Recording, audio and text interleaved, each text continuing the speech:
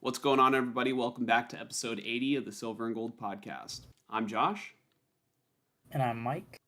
and we're already starting out hot because I already see Anthony killing it in the in the comments right now. He's ready for the show, up front and center. I like the energy. We're gonna go ahead and start up front and center with our first topic, and we're gonna get into the 49ers training camp updates. So, I mean, it's been like what, Mike? Like 2 weeks since we've done our last podcast. Two or three. Yeah. So essentially, I I took a couple notes here because the 49ers have done a lot of like roster maneuvering over the past couple weeks. And so I'm gonna kind of go through them. I'm gonna do my best to keep them in order of like when they happen. But some of these players that they signed have since been released. So I'm gonna make a note of that as we go along. But just kind of bear with me. So the 49ers, they released safety George Odom, and then the 49ers signed, then released, then signed again wide receiver Equinemius St. Brown. Um, they signed wide receiver Quintez Cephas and then ended up releasing him. They waived running back Israel Abanaconda. They signed cornerback Eli Apple to a 1 year deal, which I think is too many years for him. Um, Placed defensive lineman Teron Armstead on the injured reserve list to make room to sign defensive lineman Jalen Allen to a 1 year deal. They signed the following players to 1 year deals: running back Amir Abdullah, quarterback Carter Bradley. Really quickly, Mike, can you tell me, since these guys are former Raiders, do you have any opinions on Abdullah or Carter Bradley? More specifically, Carter Bradley?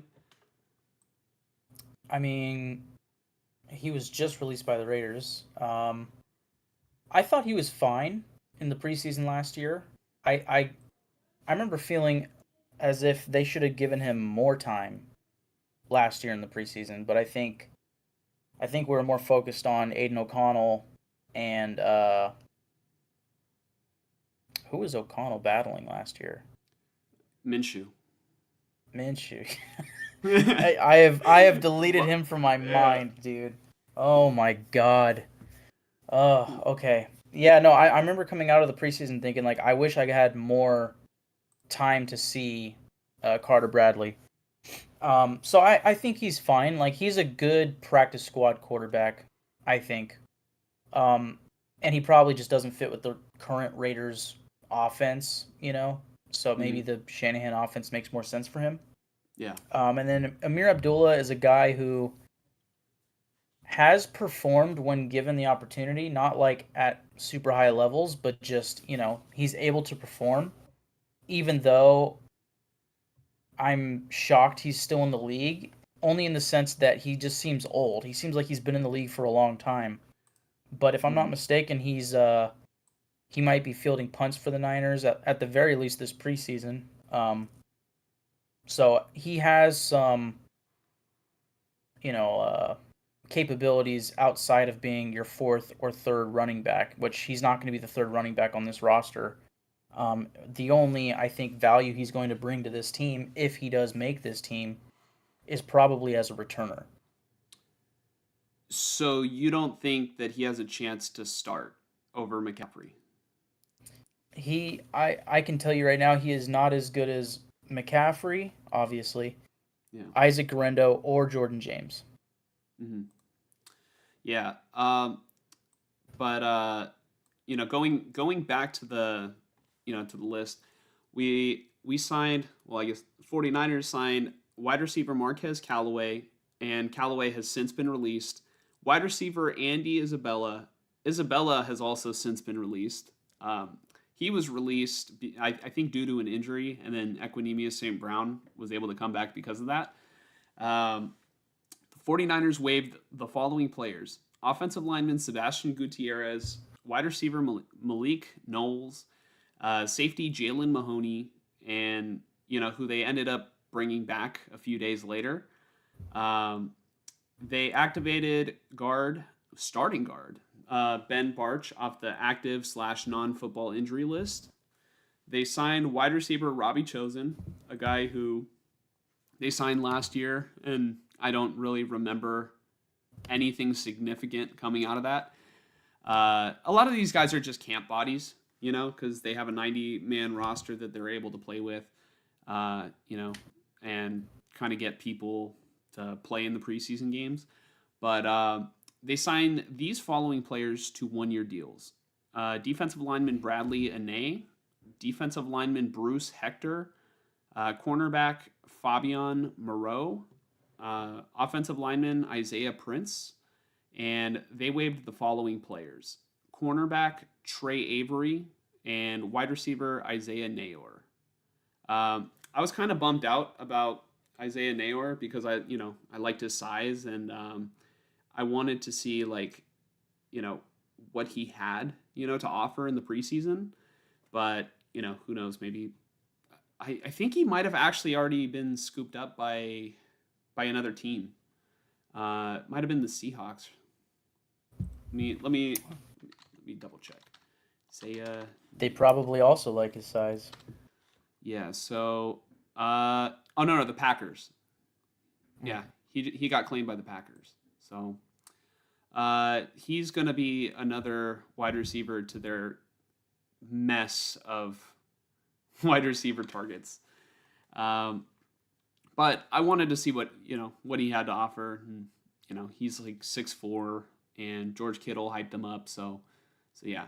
And then they also waived quarterback Tanner Mordecai, which I was kind of shocked, but I don't have any, like he was probably never going to see the field.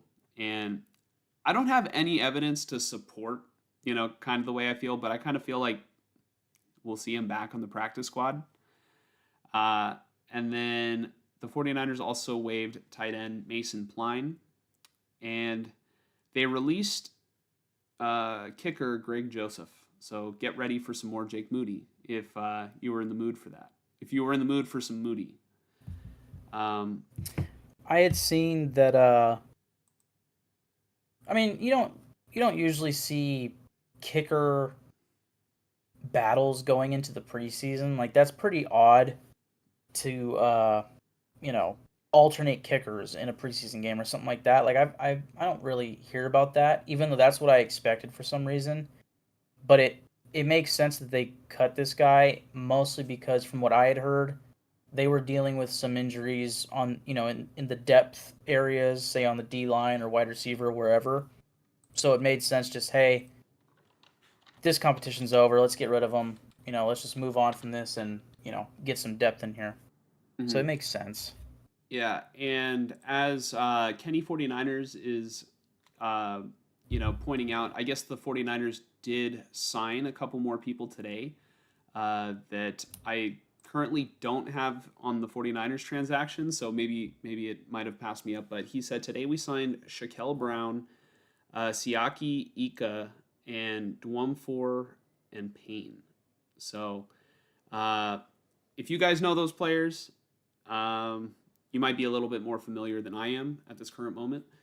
But yeah, I hope Kenny 49ers, I know he's not doing this, but that would just be funny if he just said oh yeah, Mike Hawk and Ben Dover, got him, the got him names. Yeah, but, yeah, like Hugh. Yeah. Janus. Hugh. Yeah. But anyways, Kenny 49er also, saw this, and this has been on my mind. I want to address this comment. He said, I watched the entire season of White Lotus waiting for you guys. Yeah, but we're worth the wait, aren't we? You were waiting, so we definitely do appreciate that. And, we're glad that you're here with us today.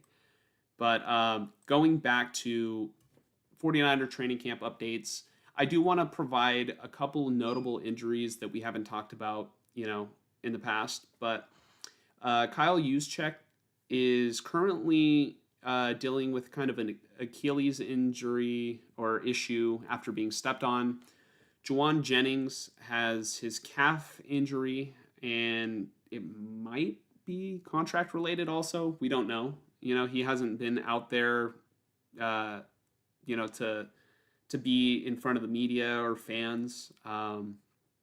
But he was practicing, and then he wasn't. Turns out it's his calf. So, I don't want to assume that it's contract related, but it would make sense to me if it was. Isaac Guerrero has a shoulder injury, and he should be out for a couple weeks. Kevin Givens has a pectoral injury, and he's expected to miss the start of the regular season, which I find interesting because of the unofficial depth chart that we'll talk about in a little bit. Renardo Green has a hamstring injury, and he's expected to be out for a couple weeks. Jacob Cowing also has a hamstring injury, but Shanahan is hopeful that Cowing will be back by the week of the joint practice with the Raiders, so by next week. And then the last injury that I kind of want to touch on is Jordan James is, I guess, practicing through a knee injury, which is not good for the depth chart, especially since we just got rid of Israel Abanikanda. So, the Niners are kind of, looking a little thin. That's why they had to bring, Amir Abdullah, just kind of as a camp body. And we'll see if guys are able to get, healthy as the season kind of gets closer. But I did want to bring up some, positional battle updates as well. Not just injuries, not just like transactions, but, kind of, it's been a couple weeks. They've been practicing. We kind of laid out the foundation of what we're going to be looking for of certain positions that are going to be kind of up for grabs on this roster. So Jake Moody, like I said, has won the kicker battle over Greg Joseph. So God help us. At third string quarterback, that was another battle that we were going to take a look at. Tanner Mordecai is already off the team, and I think Carter Bradley is just a body until Rourke is healthy. The quarterback that I forget if he was undrafted or if they drafted him late. I think he was undrafted, but we'll see if they like Carter Bradley. Mike, just remind us one more time your thoughts on Carter Bradley, just real quick. I would say he's a likely good to have practice squad quarterback and a guy that you'll probably see in the fourth quarter of preseason games, so long as he is still on the team. Mm-hmm. But I can't say anything terrible about him. Like I wanted to see more of him when he was on the Raiders.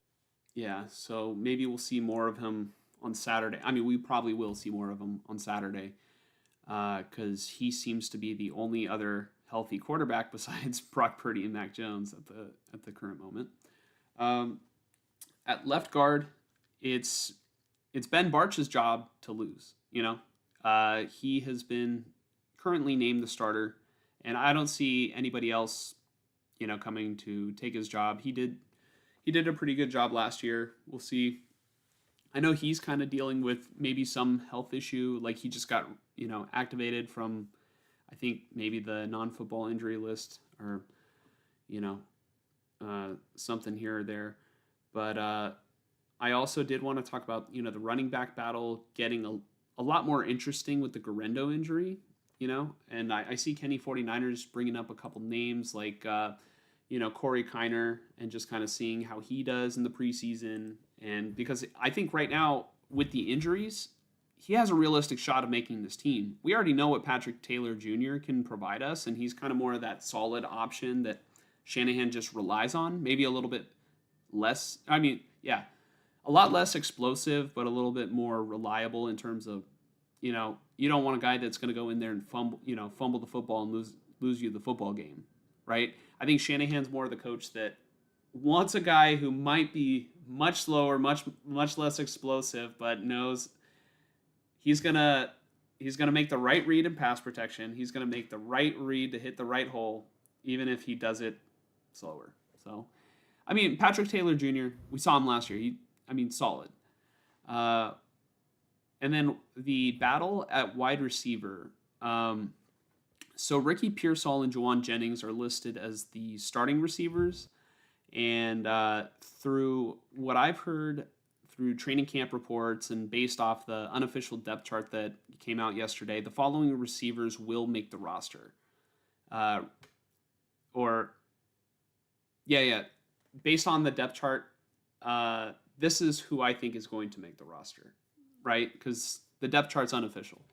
But I think it's going to be Ricky Pearsall, Juwan Jennings if he's not traded, Demarcus Robinson, Jordan Watkins, Jacob Cowing, and either Russell Gage Jr. or Junior Bergen. Can somebody tell me if it's Bergen or Bergen? I want to make sure I start pronouncing that right. Or it could be both of them. Because Demarcus Robinson is going to be suspended for the first couple games of the season. I do know that he has a suspension kind of looming. And Jennings might be on an injured list, an injury list to start the season. Obviously, Brandon Ayuk most likely won't be ready for the beginning of the season, or God knows when he's coming back. It'll be interesting to see how many receivers that they're able to that they're gonna choose to carry on the roster. Like, let's just assume all these guys are healthy right now, besides Ayuk, right? Like by the time week 1 rolls around, it's gonna be Pearsall, Jennings, Demarcus Robinson, Jordan Watkins, Cowing, and then all right, if Russell Gage and Bergen both make the team, that's going to be 7 receivers on a run-first team. I would think that the only reason why Bergen would make the team would be, for his kick returning and punt returning, but I know that Jacob Cowing has also, been fielding punts. And so Bergen is kind of lower on the depth chart, right, as it currently stands. That being said, about all those receivers, I could really see a scenario where the 49ers just decide to trade Juwan Jennings rather than pay him.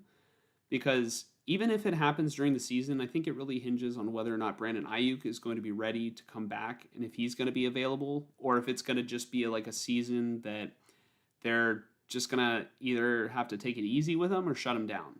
Like, if Ayuk is ready to go, then you're kind of crowding the wide receiver room, and you might get something in return for Jennings, right? So, there's teams right now that I think could use another wide receiver. Like, imagine how much better the Chargers wide receiver room. I know they just signed Keenan Allen to a deal. Imagine if they had Keenan Allen, Juwan Jennings, and Ladd McConkey. They would have 3, I'd say, very good options at receiver, which I think makes a big difference, for a team like that. So, I don't know. That's something that we'll have to kind of see. It's just a matter of how injured is Juwan Jennings. And then the next the next kind of position up for grabs that we were taking a look at is the swing tackle position. And it looks like it's going to be Spencer Burford.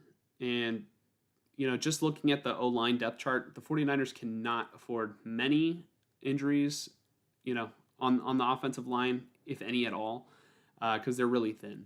They're really thin at that. The entire position as a whole. They lack a lot of depth.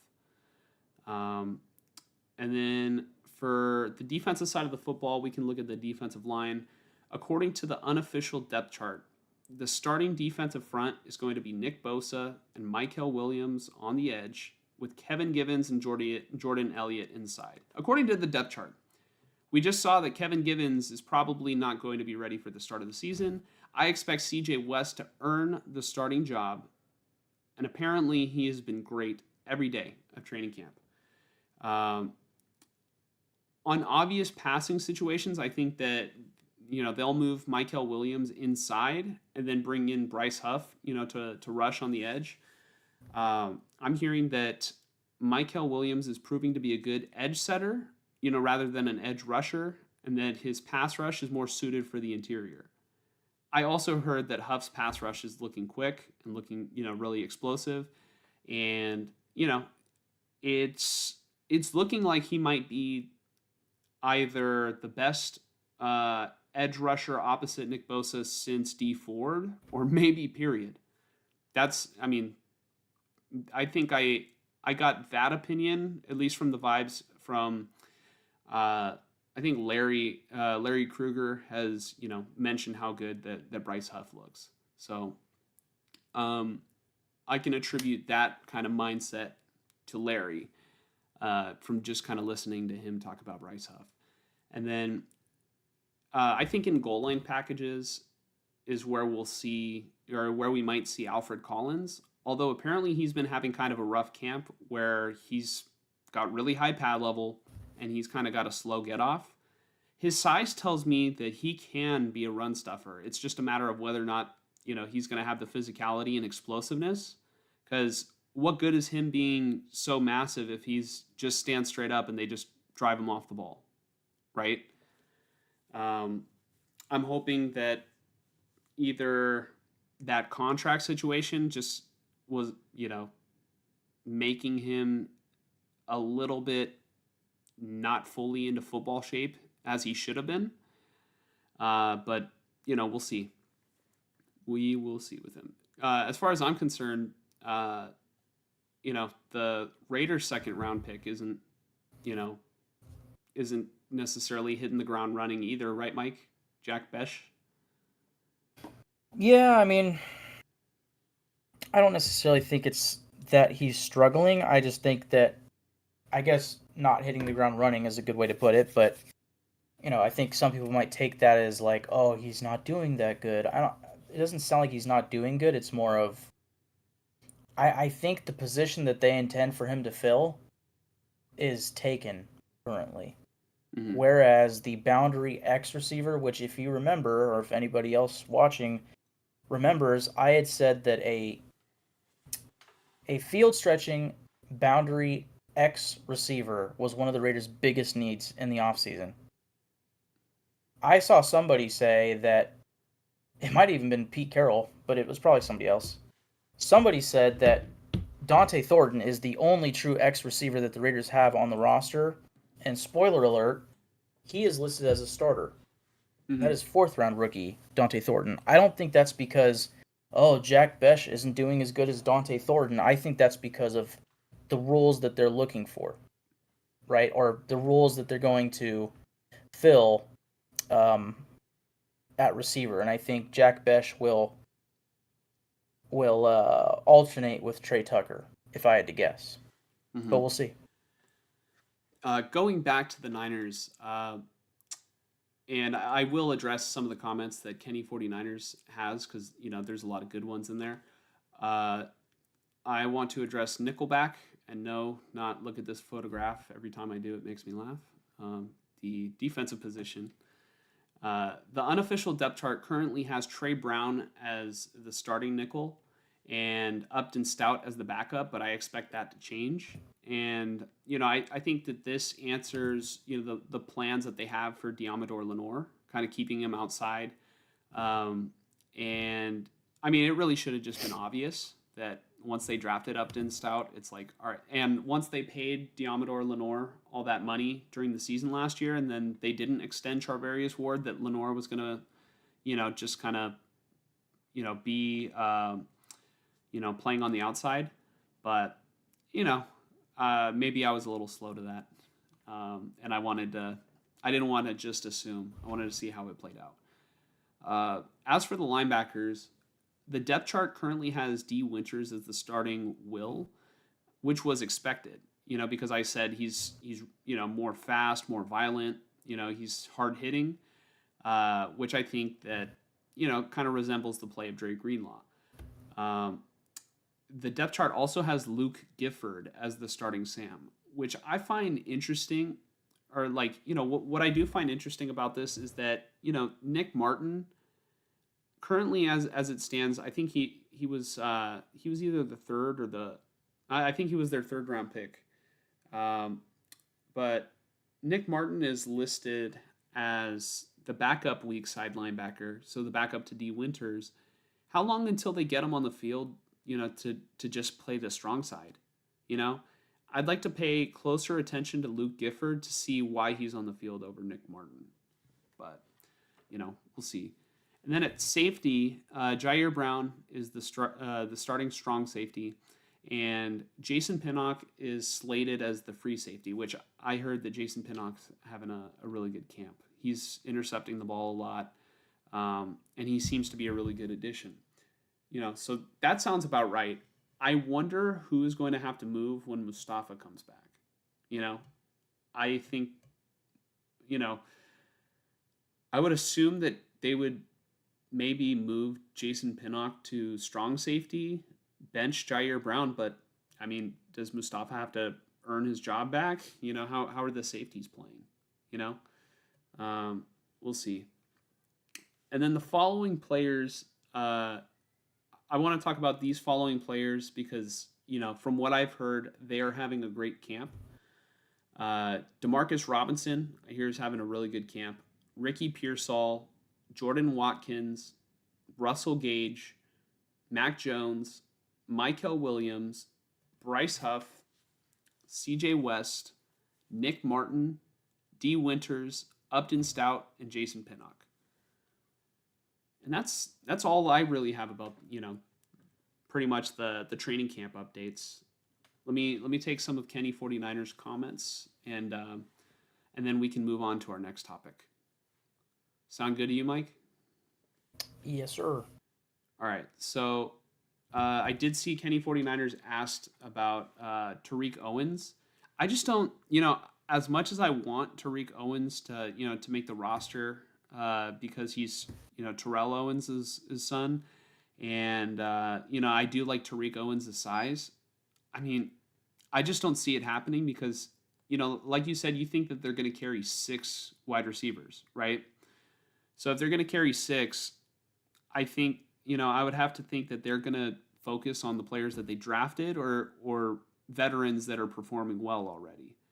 So, I mean, maybe Tariq Owens somehow finds a roster spot if Jennings is either traded or starts off on the injury list.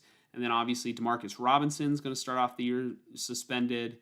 And Brandon Ayuk is obviously not going to be on the roster. So maybe there is a roster spot for Tariq Owens at first, but it's just a matter of how long that lasts and if he's even going to see any playing time, right? I think right now it would probably be a little bit more smart for the 49ers to, I'd say, focus a little bit more on signing guys that can be depth pieces for the offensive line and for running back. Because, I mean, everybody is almost hurt. And then, I feel like their only running back that I'd say should see the field, I mean, we just don't know with Christian McCaffrey, right? They could tell us, how healthy he is. We thought, we were going to get him at some point last year, which we did, but then he got injured. So, I don't know. We'll see. And then I see send Jennings to Tennessee because they love him there. Yeah, I mean, he was really good in college. I did mention that the Chargers did sign Keenan Allen. So I'm just saying they could have 3 really good receivers on offense, and they could let. I mean, they're a run first team, so they love to run the ball. But having Juwan Jennings on a run first team, I think, is he's a good player to have. He blocks very well. Collins is not a second rounder in your opinion. Yeah, I mean, it's starting to look like that for sure. We should have taken an offensive line instead. Thank you, offensive lineman. Always prioritize. Jack Besh has small hands, I heard. Dante is a poor man's Xavier Worthy. Mike, what do you think of that? I feel like they're different. Worthy's kind of smaller, right? Or are they the same size? I think their body styles are similar. I think Worthy is, instead of smaller, I would say lighter, skinnier. You know. I don't know. I feel like if anything, their height might be around the same. Worthy might be 6'1", and maybe Thornton might be 6'3", but I don't know off the top of my head.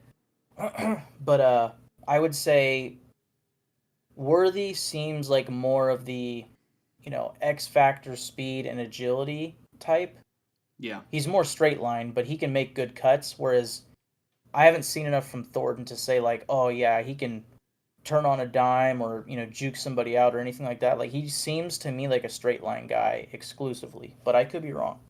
Hmm. Yeah. I mean, that spoiler alert, that might be something that I'm going to be looking for tomorrow, if he plays. Um, Mm-hmm. but Kenny 49ers says, I was just joking with Dante because of the combine incident. And he likes Besh and Dante. I think that's what Mike likes to hear. Oh, I got you with the combine. Okay. Yeah, yeah, yeah. Yeah, he said that he was going to break the record, and he did not. But I like the confidence. So Yeah. And then just to get a couple more here, D. Winters will be linebacker 2. Luke Gifford looks the part. Um, yeah, I mean, I just haven't been paying close enough attention to Luke Gifford. I hope that Nick Martin is able to see the field. I'd like to see him contribute. Pinnock and Mustafa will be nice. I agree. Yep, Greg Roman offense. And I think we're ready to move on, Mike. okay. Uh, the next topic I think is a little less football related. Did you hear that? I heard something loud Whoa. outside. Okay. Oh. It's a little less football related. It's still related to the 49ers, but it's also related to the Raiders because the person that we're going to discuss has been an announcer, for the past couple years for the 49ers and has been a long-time announcer for the Raiders. So, I did want to just, touch base on, the fact that Greg Papa is currently being treated, for cancer, and he will not be the team's play-by-play commentator this season. And my heart goes out to him, and I hope that he's able to recover and have hopefully a speedy recovery. You never wish something like this on anybody, and I have enjoyed Greg Papa's commentating for the past couple of years, and even when he was commentating for the Raiders, I think he had the perfect voice to scream touchdown for the Raiders.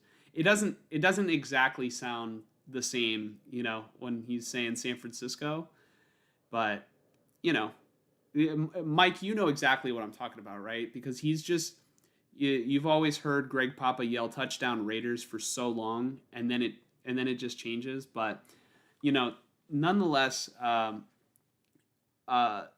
49ers have hired Guy Haberman, to be the team's play-by-play commentator to fill in for Greg Papa. And I first and foremost want to say, I, my thoughts and prayers are for Greg Papa. I hope, he is able to recover.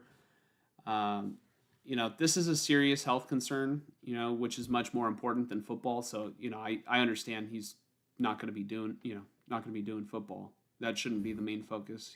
I want nothing but the best for Greg Papa. But in terms of who the 49ers did hire, Guy Haberman, I do think the 49ers did make a great selection because Guy Haberman has been, doing videos. I've been watching him since he was doing Haberman and Middlecoff. Before John Middlecoff did, went to, I think, The Volume. And Guy Haberman does, now his solo channel. And I think he does play-by-play commentating for basketball. And I think for college, he was doing it for college football too. So, I'm looking forward to hearing guys commentating, for the 49ers this season. And I think the Niners picked a good candidate. But going back to, Greg Papa, because I think that's the most important, part of this topic. Mike, what are your thoughts, just kind of hearing this? Because, it's that was a big staple of the Oakland Raiders. Yeah, the Oakland Raiders, and obviously ever since the Raiders leaving Oakland fiasco and Mark Davis kind of just there was talk that Greg Papa tried to, for lack of a better term, maybe console Mark Davis and oh, you can't leave, blah, blah, blah. And Mark Davis took that maybe the wrong way. Mm-hmm. But I had always felt like Greg Papa had obviously a very special place in his heart for the Raiders, especially during his time as the radio commentator. And his voice was just classic. The hearing him yell touchdown Raiders was literally the one of the best parts about not being at a Raider game. You know, Mm-hmm. at an Oakland Raider game. Um, and I think, our parents and grandparents, at least the ones that really focus on sports, like say my grandpa, my dad, and probably many family members of yours, probably your dad, have certain commentators that they think back on, to when they were younger. So like Larry King, it would be probably a good example, I think, with the A's, if I'm not mistaken. Um, Wait, hold on. Did I? No, No, I you're just thinking no. Ray Fosse. No, hold on. Oh shit, I just fucked that up. Larry King, is that the radio or the TV show host? I'm gonna search Larry King. I think he Yeah, I is. got that. I got that way wrong. Oh, Hold on. That's this yeah, guy. I'm yeah. way off. Hold on. I know Ray hold Fosse on. was the A's commentator for a long time, and I think like a lot can be said about sports team commentators. Like commentating teams because like I understand exactly what you're talking about when it comes to having your favorite commentators that you're fond of because I mean I'm very spoiled as a San Francisco Giants fan.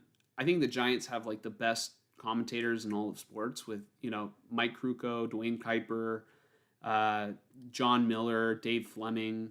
You know, we've had those guys for such a long time, and John Miller is literally a Hall of Fame commentator. He's in the Hall of Fame for it, Mm, and uh, like the Dodger fans. As much as I hate the Dodgers, they had Vin Scully, and Vin Scully was one of the best.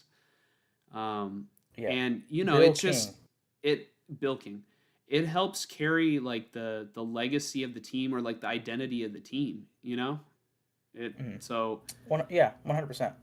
like I My really liked when the Oakland A's when they had uh Ray Fosse and Glenn Kuiper. yeah. You Yeah, that know, was kind of the peak for me. Those early teens, up until 2016 or so. yeah, Um, that was my peak A's fandom for sure. But to my earlier point, like I'm sure my dad and my grandparents remember Bill King commentating A's games. And the whole Holy Toledo, you know, yes, like that was Bill King. I said Larry King, it was Bill King. I knew I was wrong the moment I said it. hmm Um, but being a legendary commentator for a generation, that people will look back on and be like, "Oh, I remember that." Like to me, that's going to be Greg Papa with my Oakland Raiders, yeah, and many other people, many other people. So, at the forefront of this topic, you know, right there with you. I hope everything ends out smoothly for him. Hopefully this is a minor thing and they caught it early, and this is just a you know get what's done needed to get done, and we're back into the groove. Hopefully a year from now, and hopefully Greg Papa can come out of this a okay. yeah, yeah. But at the end of the day, the emphasis is his health and just putting his health first versus just trying to you know I don't want to pretend to know what the cancer treatment process is like, but I have to imagine it's exhausting. Right. You know, so I hope that football might I hope football's the least of his worries right now, and he's just focusing on his health, right? Um, but that being said, like I have fond memories. I used to watch NBC Sports. Well, it used to be Comcast Sportsnet Bay Area, and Greg Papa would always do like Giants pregame live, and always he would just always be like the kind of voice of the channel, of the entire channel. It was like when there would be. I think he would be like the host of SF Chronicle Live, if unless I'm misremembering, but he was kind of like a big Bay Area sports guy, just in general, like Oakland, San Francisco. Like, he commentated both the Oakland Raiders and the 49ers, right? And then would do these Giants pregame shows. I think he might have even done A's pregame shows, but it was mainly Giants from my memory. But uh, but yeah, just I started thinking about how we talked about how incredible it can be when your team has like an amazing broadcasting duo. um, Hmm. I started thinking about, all right, we thought of like a fonder era of the Oakland A's, and right now I want you to think about the broadcasting team for the Sacramento A's. Uh, Oh I man. I don't know. The only commentator's name that I know is Dallas Braden, and like, no offense to both these announcers, but it's just not my cup of tea. And all everybody ever does is just complain about how bad their announcing is. Like, I think he sends it a long ways. You know what I'm talking about. Uh, Yeah. no, and then the Raiders kind of had another commentator who kind of takes on like a little bit of a different identity, but I always have fond memories of Beth Mowins. Clive Walford. you know, you know. Yeah. I don't Classic think preseason. Beth Mowins was that bad, to be honest, but I want to say she was doing the Raiders preseason as recently as last year. We'll probably see her again this year, to be honest. I hope Clive Walford comes out of retirement just so we can hear one more Clive Walford. But also too, God, who, like, another great announcer. You always know it's going to be a great football game when Kevin Harlan, when he's Oh announcing a God. football game. You know, Yep. Yep. and it used to be Tony Romo, but now he used to be prepared for the games, and then he got paid a lot of money, and now he's like, oh God, Jim,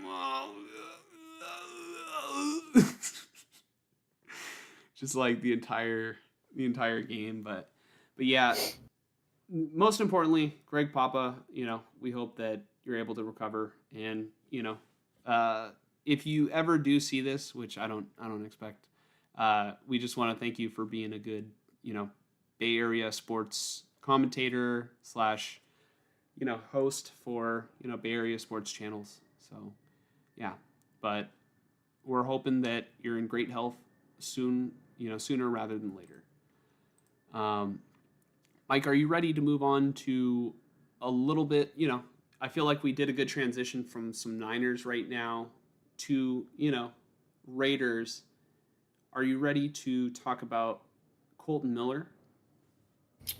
I sure am. All right. Colton Miller got extended. Tell us about it, Mike.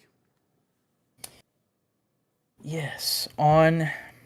Let's see. I mean, we have a bunch of, like, obviously Josh just went through the Niners, sort of camp updates. I almost accidentally just completely hung up just now. That would have sucked. And I have some as well. I'm going to start with the positive, and then we'll get into some negatives, and then we'll get back into some positives. All right. Because the last time we were on this podcast was right before training camp was going to start, so around July 17th or so. So it's been, probably 3 weeks. It's August 6th now. So, okay, first off, obviously the topic at hand, Colton Miller gets signed to a 3-year, $66 million extension, $42.5 million guaranteed. This was much needed.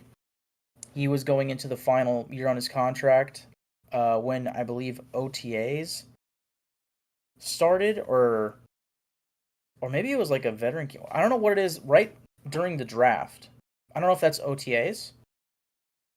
I Whatever. mean, there's OTAs, there's rookie minicamp. Yeah. So it must have been OTAs, and there was reporting that this was again like, well, not again, but 2 days before the draft, maybe even a few more days before the draft. There was reporting that Colton Miller was suddenly holding out, and I think to this day that that was a smokescreen. I think that Spytech put that out as a smokescreen when in fact Colton Miller was actually at OTAs the entire time, right before the draft, because the reporting was the Raiders are going to draft. I already forget his name, the offensive tackle that the Saints ended up taking. And then the other hot name was my guy that the Jets took, the offensive tackle. And then of course Oh they ended up God, taking Gianti. what was his name? Was it the one that the Saints took? Was it? I don't know Let's why I want to say see. like Armand. Was it? Was it Membu? Armand Membu went to the Jets. Okay. Um, man, let's see. Oh no, Nope. are you talking about last year? No, this year. This year. Oh, Kelvin Banks Jr. Kelvin. Yeah, thank you, Kenny 49ers. Um, MVP. yeah. So basically, my point was, I think Spytech and company, even Colton Miller maybe was a part of it, kind of played the part of like, oh, we know this contract really needs to get done, you know? Yeah. And then once that reporting came out that he was holding out, and then it turns out they don't draft the offensive tackle. Oh, by the way, Colton Miller is in the building at optional, you know, OTAs. Um, that sent the message to me like Colton Miller's in the building. He wants to be there, and I think they're gonna get this worked out. Like if he has no worries about the contract like that, I think they're gonna get it done. Um, and now that they signed the contract, that even affirms my belief that that was a smokescreen all along. And they've been working on this for months now, and they finally put pen to paper on a agreement that they could both feel good about. And certainly as a fan, I feel good about because we have to keep our quarterback upright, and protecting the blind side is one of the biggest parts in doing that. So Colton Miller's been he's been pretty consistent for us, and he is, I believe, the longest tenured Raider on the roster. Uh, I forget what draft. Maybe it was 2017 or 2018. 18. 2018. Yeah, he was 15th overall pick, 2018 draft. Crosby might have been the 19 draft. I'm not sure, Yeah, he was but 2019. Because that's the same year they got Bosa. But it's really there you go. funny. It's really Oh yeah, funny. Uh, the way I remember it, it's the 49ers got Mike McGlinchey, an offensive tackle the same year that the Raiders did, and then the Raiders got Max Crosby the same year that the Niners got Nick Bosa. So, yep, hey Mike, I do want to just tell you, the Raiders got a steal at 15. Do yes you they remember did. how long I used that? I used to Negatively, say that. Yeah. yeah. No, it was never That negative. I was telling you they well, got a steal at 15 for Colton Miller. yeah. I just remember wanting Derwin James really bad, but in hindsight, excuse I me. would still rather have Derwin James. Well, I think when you listen to like these draft experts and such, it's like, oh, positional value, and left tackle is just so much more valuable to a franchise than safety. Um, for that reason alone, which usually I'm not like the biggest like, oh, but positional value, like for example, the Raiders taking a running back sixth overall this year. That's not positional value. Like they should have taken the right tackle positional value wise, because in theory, the right tackle, let's say Armand Membu, is going to last longer in the NFL than Ashton Gianti. But we'll see. That's not guaranteed. But point being, in this case, they were right that Colt Miller was actually the better pick. It was just, it took some development and projecting, to get that done because Derwin James was like, dude, freak athlete, pro ready, whereas Colt Miller was like freak athlete, but maybe not so pro ready yet. And he had a rough rookie season in part because of, I believe, an injury or two. But ever since then, man, he has picked it up and he's been great. It's just every year with the Chargers, man. They just get like like an amazing player to fall to them at a position of need every year. Yeah. And yet, they are the Chargers. Clipping that for Tyler. Yep. Good old Tyler. We'll be seeing him in a couple weeks. Hopefully. I'm excited, dude. Oh my god. You just reminded me. Yeah, I'm getting there. I'm getting there. Um all right. Well, that's it for Cold Miller. All right. You know what? I'll throw on this little side mini thing, although I could put it at the end with the camp updates, but I'll just put it now just for like time's sake because I noted that Cold Miller was signed on the 30th of July. Well, 8 days before that, the Raiders signed, I think, 4 or 5 players, and they cut like 4 or 5 players as well. But 2 players worth mentioning: Philip Dorsett, wide receiver. Apparently, he's been doing pretty good in camp.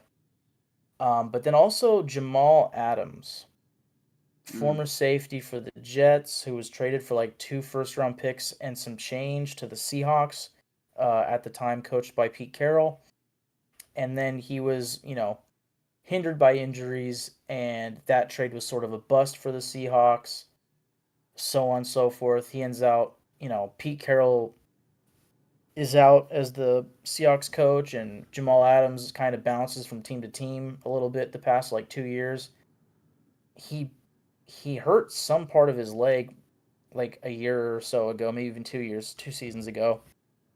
I don't know which part of his leg. I could be wrong. It might be his oblique or his fucking shoulder for all I know. I don't know.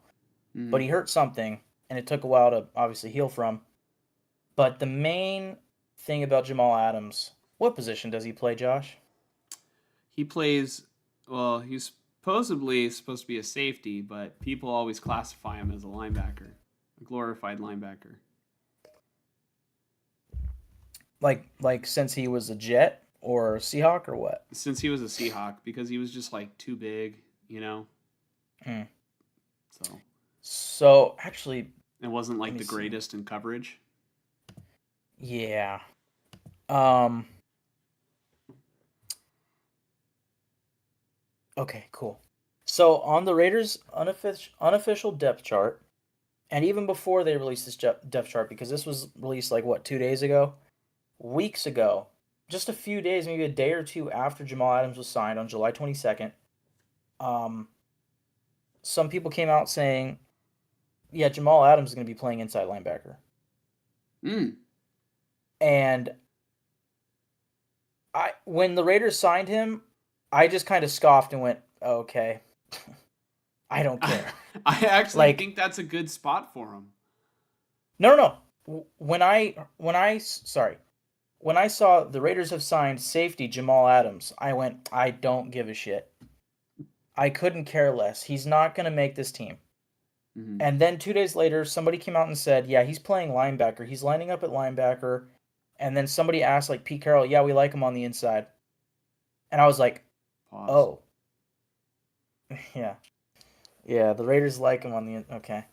Um, That but actually at branches inside well linebacker, in our next topic, but yes. Oh boy.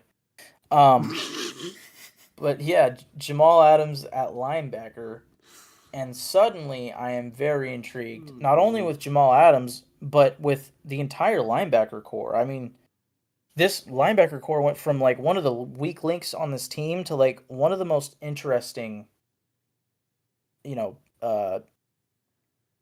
positions on the team. And I'll get back into that when we get into the camp, updates and whatnot. But I wanted to note Jamal Adams because they signed him right after our last pod, and I was like, I don't even care. And then I heard linebacker, and I was like, well, now I care because that makes a lot more sense for him. Yeah, it's like that meme. You're literally that one meme where it's like that guy is walking with the girl and then he's like turns his head to look back at the other girl and like, you know, you're walking right now with Jamal Adams, the safety, right? And then you look Yeah, back, Jamal Adams, the linebacker. yeah, or even like walking with Devin White, and Yeah. it's like I guess Devin White's fine. And you see Jamal Adams inside linebacker, like, wait a second, You're like, hold up. But yeah, Yeah. so Pete Carroll has now had Jamal Adams. I mean, he got him in Seattle and traded up a bunch of draft capital, to get him from the Jets. Yep. He is on the Seahawks. I mean, he is now on the Raiders for Pete Carroll. Um, Yeah. so he's now had Jamal Adams twice. Would you say that he loves Jamal Adams as a player? I don't know where this is going, but I think he probably likes his potential at Would you linebacker in this stage of his career. would you say that he loves him though? We'll have to see how it goes. Do you think like if Jamal Adams needed it in the locker room, Pete Carroll would go over to him and give him a big old kiss on the head? Let's talk about Christian Wilkins, Mike, and this entire situation, which I really shouldn't be joking about it, like, because I really don't know the extent of like how uncomfortable it made people feel in the locker room, which, is definitely like, I guess, insensitive of me. So I apologize to like anybody who really took it that way. But like in terms of weird locker room stories, like, I mean, I guess I always, expected, the Raider players to be doing this in the locker room. No, I'm just kidding. Another bad joke. All Well, right, not the time to be joking. Uh, Christian Wilkins, I guess, had an altercation with another player. I'll just let you take over because I'm really, I'm over here probably getting canceled right now as we speak. yeah, appreciate it. Um, well, yeah, there's a whole timeline. Like on July 18th, the Raiders placed him on the physically unable to perform list. And Mm-hmm. there were murmurs at the time that, yeah, he might need another surgery on his foot.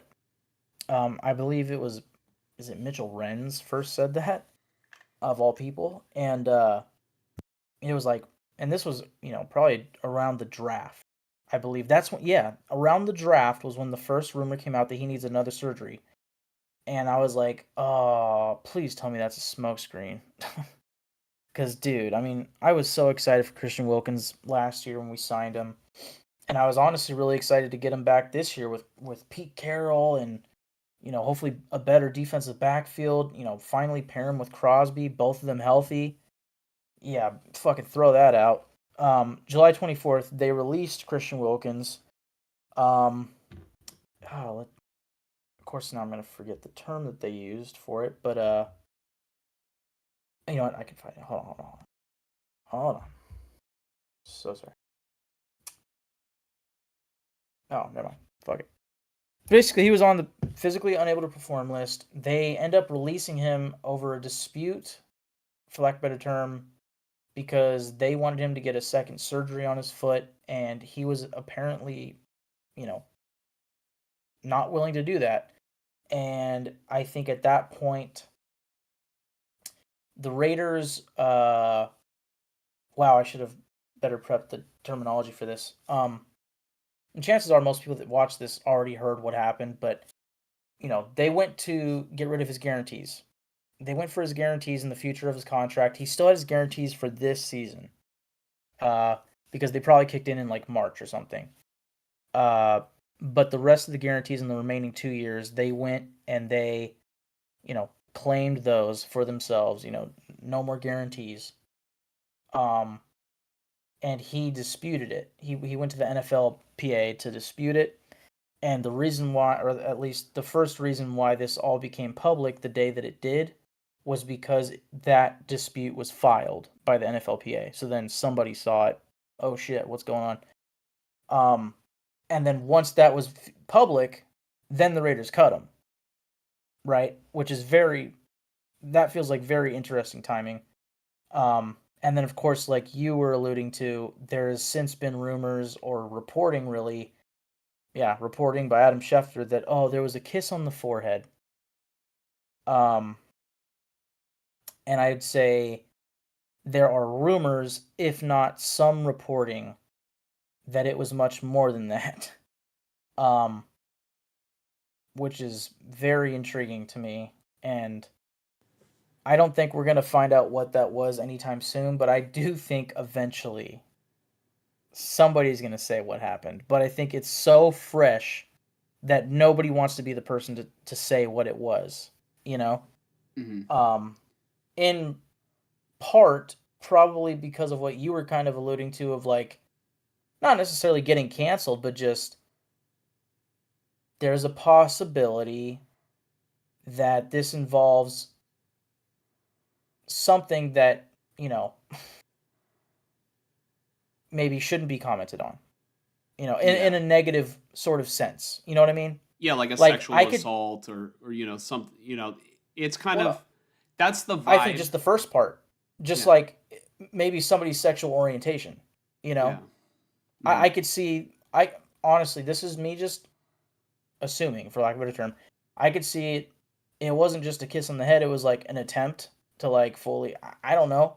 And the player Mm-hmm. was like, "Dude, wrong guy," and maybe it became a fight. I don't know. All I know is, or not know, all I've heard based off of rumors or reporting is that this actually got to the point where the player was so upset, for lack of a better term, that they went to HR.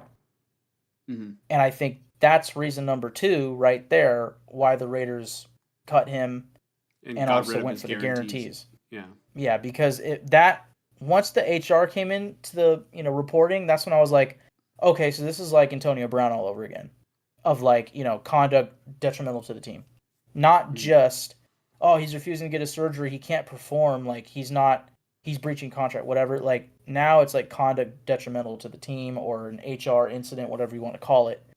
Um, and that makes it make more sense. And I wonder if Wilkins' agent or if he has a lawyer, I don't know, because this is technically a legal matter, maybe with the the guarantees aspect. I wonder if that's why no further reporting on the incident has come out, is because maybe it's now you know a matter of actual lawyers being involved. I don't know, Uh-huh. but we won't find out for a while whether or not the Raiders do get those guarantees back. Um, Mm-hmm. my opinion as the Raider fan, naturally, even before all the rumors came out about, oh, this is more than just a foot injury, my opinion was if they told him 8 different times, off second opinion, third opinion, fourth opinion, you should get an additional surgery to speed up your recovery, to help your recovery, whatever, to get you on the field faster, and he's saying no. And oh, by the way, he signed a massive contract just a year prior where he has all these guarantees, like he's sitting pretty. Like that to me says you don't want to be on the field that bad. You're sitting good with all those guarantees. You're fine. Oh, just let it heal on its own. I'll be good next year. No, it doesn't cut it in the NFL. If that was the case, like when that was the reporting, I was thinking I sure hope the Raiders get their money back. Because that's just not how it's done. Um, and the surgery should have been done months ago. Um, but now with the whole HR thing, it's like I feel pretty confident they're going to get their money back, but we'll see, right? Yeah. Um, but again, I don't know. I don't know shit. I'm just going off of what I've heard. So, don't take my word for it. Some of that was assumptions, so don't think that I know anything. I'm just you hear the rumors and your mind starts, going in places, right? So, I don't know. I'm sure knowing that all this stuff is out there, this is probably a pretty embarrassing thing for Christian Wilkins, you know? Yeah. He seems like a really funny guy and an interesting locker room guy, to say the least. Which just a couple months ago I thought was a cool thing, and now it's like, oh man, you know, you see these videos on Twitter of him like in college, and you're like, oh, maybe the signs were there that he was kind of weird or whatever the term might be. Uh, just because there are certain plays where he's done like legitimately weird things on the field, like post whistle, Yeah. to opposing teammates. Mm-hmm. So I don't know. It's a whole clusterfuck of different years, same bullshit for the Raiders. You know, moving away from the Christian Wilkins aspect, um, this is quite literally Antonio Brown. I already mentioned him, but also Chandler Jones, just all over again. Right as my hype is going like this, in a nice, beautiful upward trajectory in the offseason. Oh, Pete Carroll. Oh, Spy Tech. Oh man, Crosby's healthy. Wilkins should be healthy. Um, Janty. You know, oh, we need to re-sign Colton Miller. They do it. Um, Darian Porter, Jack Besh, Dante Thornton. Like, I'm excited, man. Geno Smith. And then something like this happens, and it's just, yeah, I should have known. You know, Hmm. like the negative Raider fan in me immediately came out once all this happened with Christian Wilkins. Um, I want to address this comment real quick. Kenny 49er says Wilkins got done dirty. I wouldn't go that far until we really know exactly what happened, because I do agree, if it was as reported, like he just wanted to, like went to go kiss a teammate on the head, like, I mean, all right, it is a little odd, from like, all right, that's your coworker, and it's probably not allowed, period, but like, it's a football team. Like, I'm not saying football players are supposed to kiss each other or anything, but like, you know, if you really feel like that's your brother, like, and you like a kiss on the head, I could see where like somebody doesn't feel the same way. Like, yeah, don't fucking touch me. You know what I mean? And then like can flip out. But like, if that's like if you're good friends, like, I mean, some people are. I mean, they're just different. And Christian Wilkins, I feel like, has always given us the vibe that, like, he's different. He's got like a his own personality, and like, I'd say for the most part, people like have, his teammates have embraced him. Like, I never got the vibe that like his teammates didn't like him or anything like that. But yeah, yeah, I I agree. There's something that they're not telling us. 1000%. I'll say this: like when I, for lack of a better term, am assuming or throwing out the idea that, oh, this is about his sexual orientation or whatever. Um, that is all mostly based on Adam Schefter's reporting that he went to kiss a player on the forehead, Yeah. which somebody, I believe it was Michael Florio, said, yeah, that chances are that reporting from Adam Schefter was Adam doing Wilkins' agent, um, what would you call it? A A favor. solid. A solid, yeah, in reporting something way less, you know, bad looking on Wilkins, Yeah. so that maybe next time that agent of Wilkins has a scoop for somebody, it will go to Adam Schefter, right? Yeah. Um, but I'll tell you this about the whole, Kenny 49ers commenting, Wilkins getting done dirty, mostly in the sense that this went to HR by another player. The part that I left out, and I'd say a big reason why I actually shouldn't be on here trying to assume anything, um, because the more I think about it, actually just now, like I think I was wrong to say that essentially, Mm-hmm. because Adam Butler is reportedly, or maybe just rumored, depending on who you're considering a source, reportedly rumored to be the player involved. Mm-hmm. And funny enough, just a day or two after all of this happened, Adam He was Butler being just so asked. happens to be at the podium. And, they asked him, like, well, what's it like now, with all this Christian Wilkins stuff and, having to move on from whatever. And it's kind of funny. He's like, well, I don't really want to comment on that. But what I will say is, if you are going through anything in life, seek help, you know. And Uh-huh. he went on about, like, seeking help if you need help. And I just found that to be an absolutely interesting and possibly telling way to respond to that question involving Christian Wilkins. So that's why I wonder actually, if this is a Chandler Jones all over again Uh-huh. and not more in line with, I mean, Antonio Brown, I think, let's just hit the nail on the head here. I, Antonio Brown probably has like mental, how would you say, issues? Like everybody jokes that he has CTE, right? Uh-huh. Well, he Like clearly has, I mean, if not mental issues, then personality issues, for sure. one of the two. One of the two. So the whole way that he handled the Raiders when he was with the Raiders for like 3 months, um, you know, and everything he's done ever since then tells me that. Chandler Jones, if anybody here was following along for Chandler Jones, like, and you really watched carefully and you actually watched his videos and stuff, you knew he is not doing okay. Mm-hmm. So if Adam Butler is saying, if you need help, seek help, I wonder if the weird thing that happened wasn't Christian Wilkins trying to kiss somebody. It was just that maybe he doesn't. He just Chandler Jones, right? Just some weird shit happened again, and at that point, that makes it make sense for HR to be involved, because it's Uh-huh. like, hey man, I don't even know what's going on here. Like something's going on with this guy, you know? What if there was a gun involved? I don't know.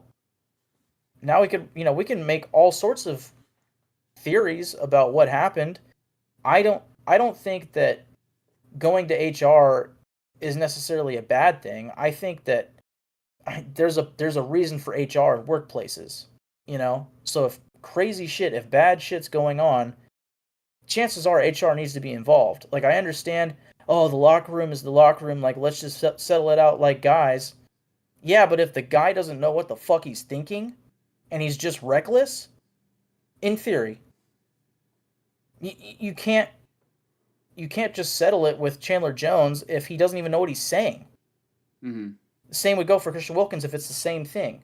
We haven't seen Christian Wilkins in public ever since before this happened. I have no idea what's going on with him.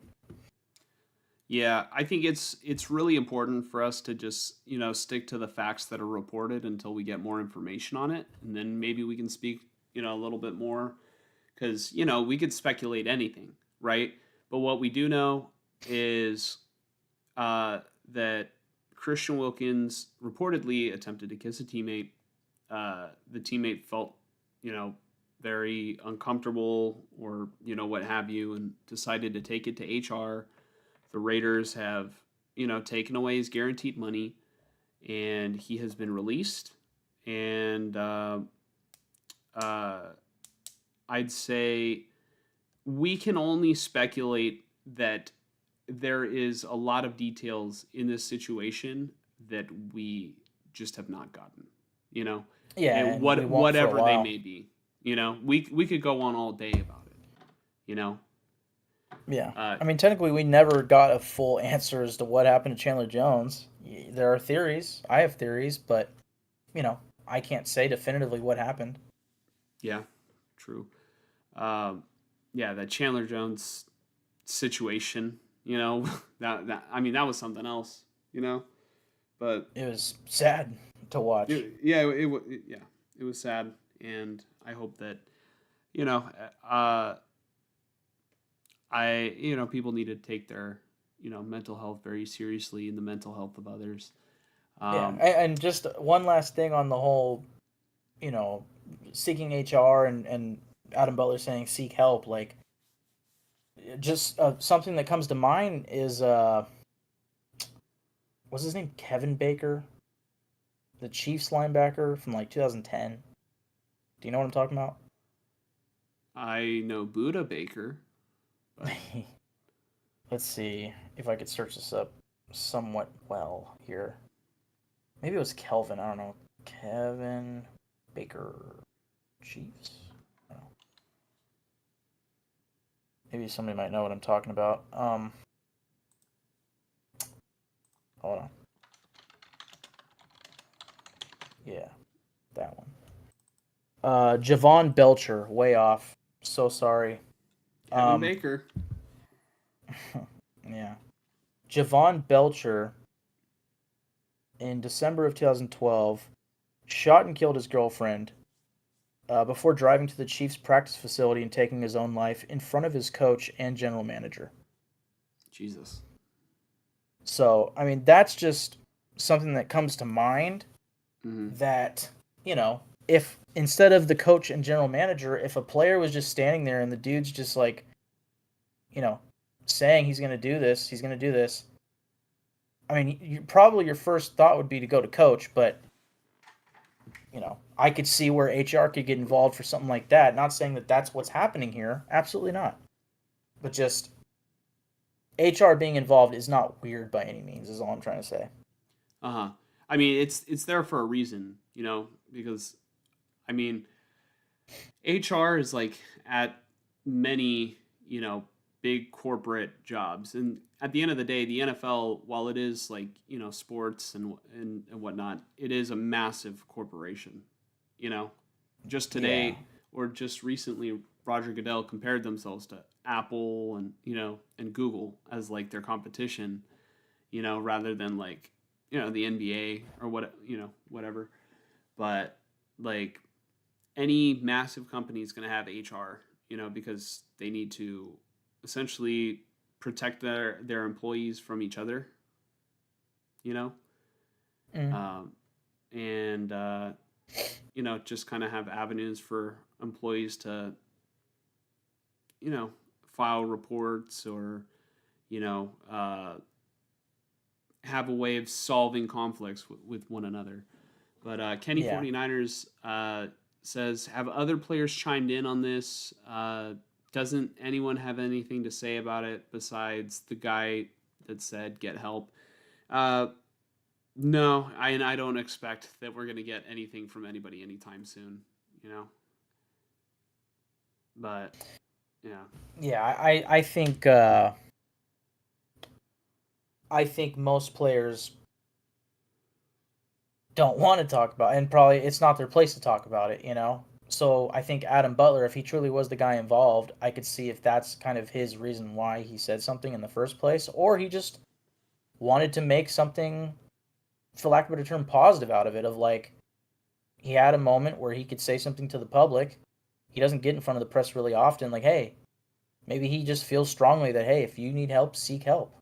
It Mm-hmm. it could be nothing. I have Yeah. no idea. So, but I my last point on HR, um, the idea that, well, it's a locker room, like guys in the locker room should figure it out amongst themselves in the locker room, like most locker rooms do. In most cases, yeah, and that if anything kind of helps the team bond more probably by solving issues amongst Mm-hmm. themselves. But if it's serious and whatnot, it's serious. And I'd say to that, like, that'd be like saying if you work at Pizza Hut and you have a coworker who is just rampaging or whatever, or just being inappropriate, whatever it is, do you think that a Pizza Hut employee wants to handle it face on with that person, with that other person, the aggressor, whatever you want to call them? Or are they going to tell their fucking boss?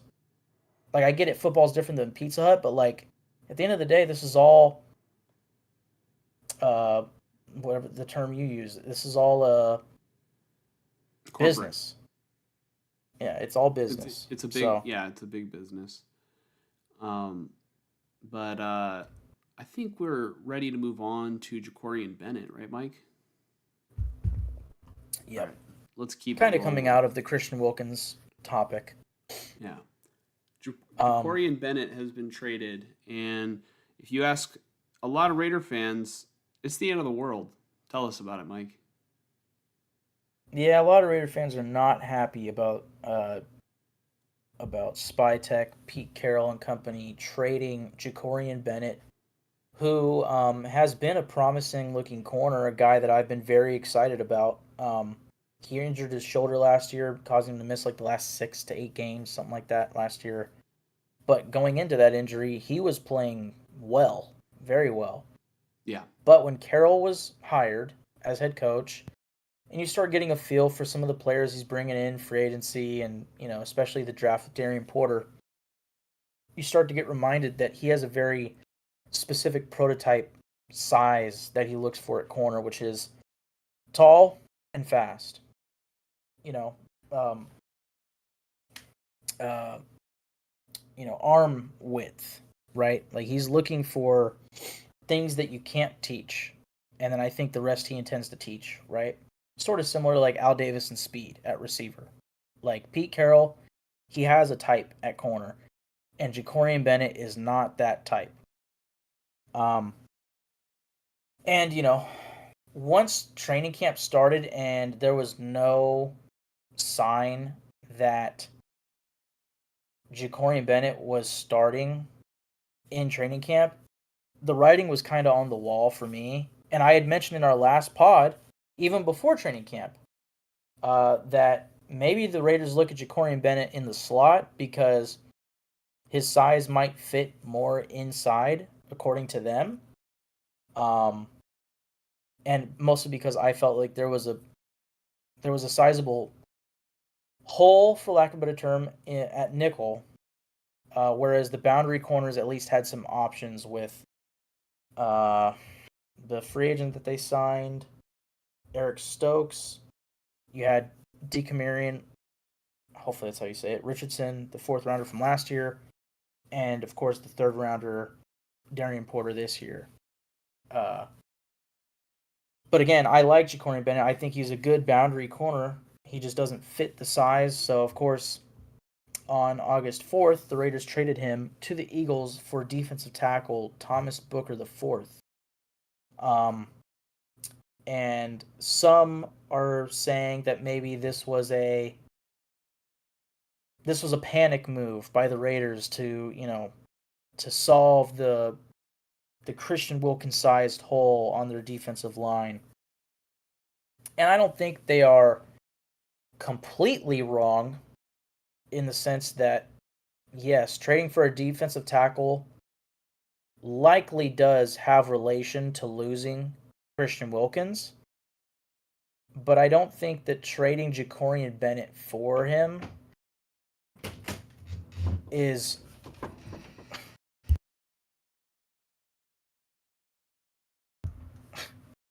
I don't think that trading Jacorian Bennett for, a depth defensive tackle. I think that was Jacorian Bennett in the back. Yeah, no. He's back. He is back. Yeah. God, fuck me. Go to bed. Oh man. I'll take over. Yeah, Mike is hold on, I'll take comments. I'll take comments because Mike really was more prepared for Jacorian Bennett than I was. But I do see Anthony C in the chat. Anthony, thank you for tuning back in. Are you working right now? I correct me if I'm wrong. I think you said you're a nurse and you do long, night shifts, right? But Anthony C says, you guys remember the scene and Remember the Titans with Sunshine in the locker room? It's been way too long since I've seen that movie, so I need to rewatch that one. I know it's a good one, but Anthony C says too much male bonding. Let's see. Kenny 49ers. Yeah. No disrespect. I just don't want to see Kid Rock shooting cans of Bud Light again. Yeah, I mean, yeah.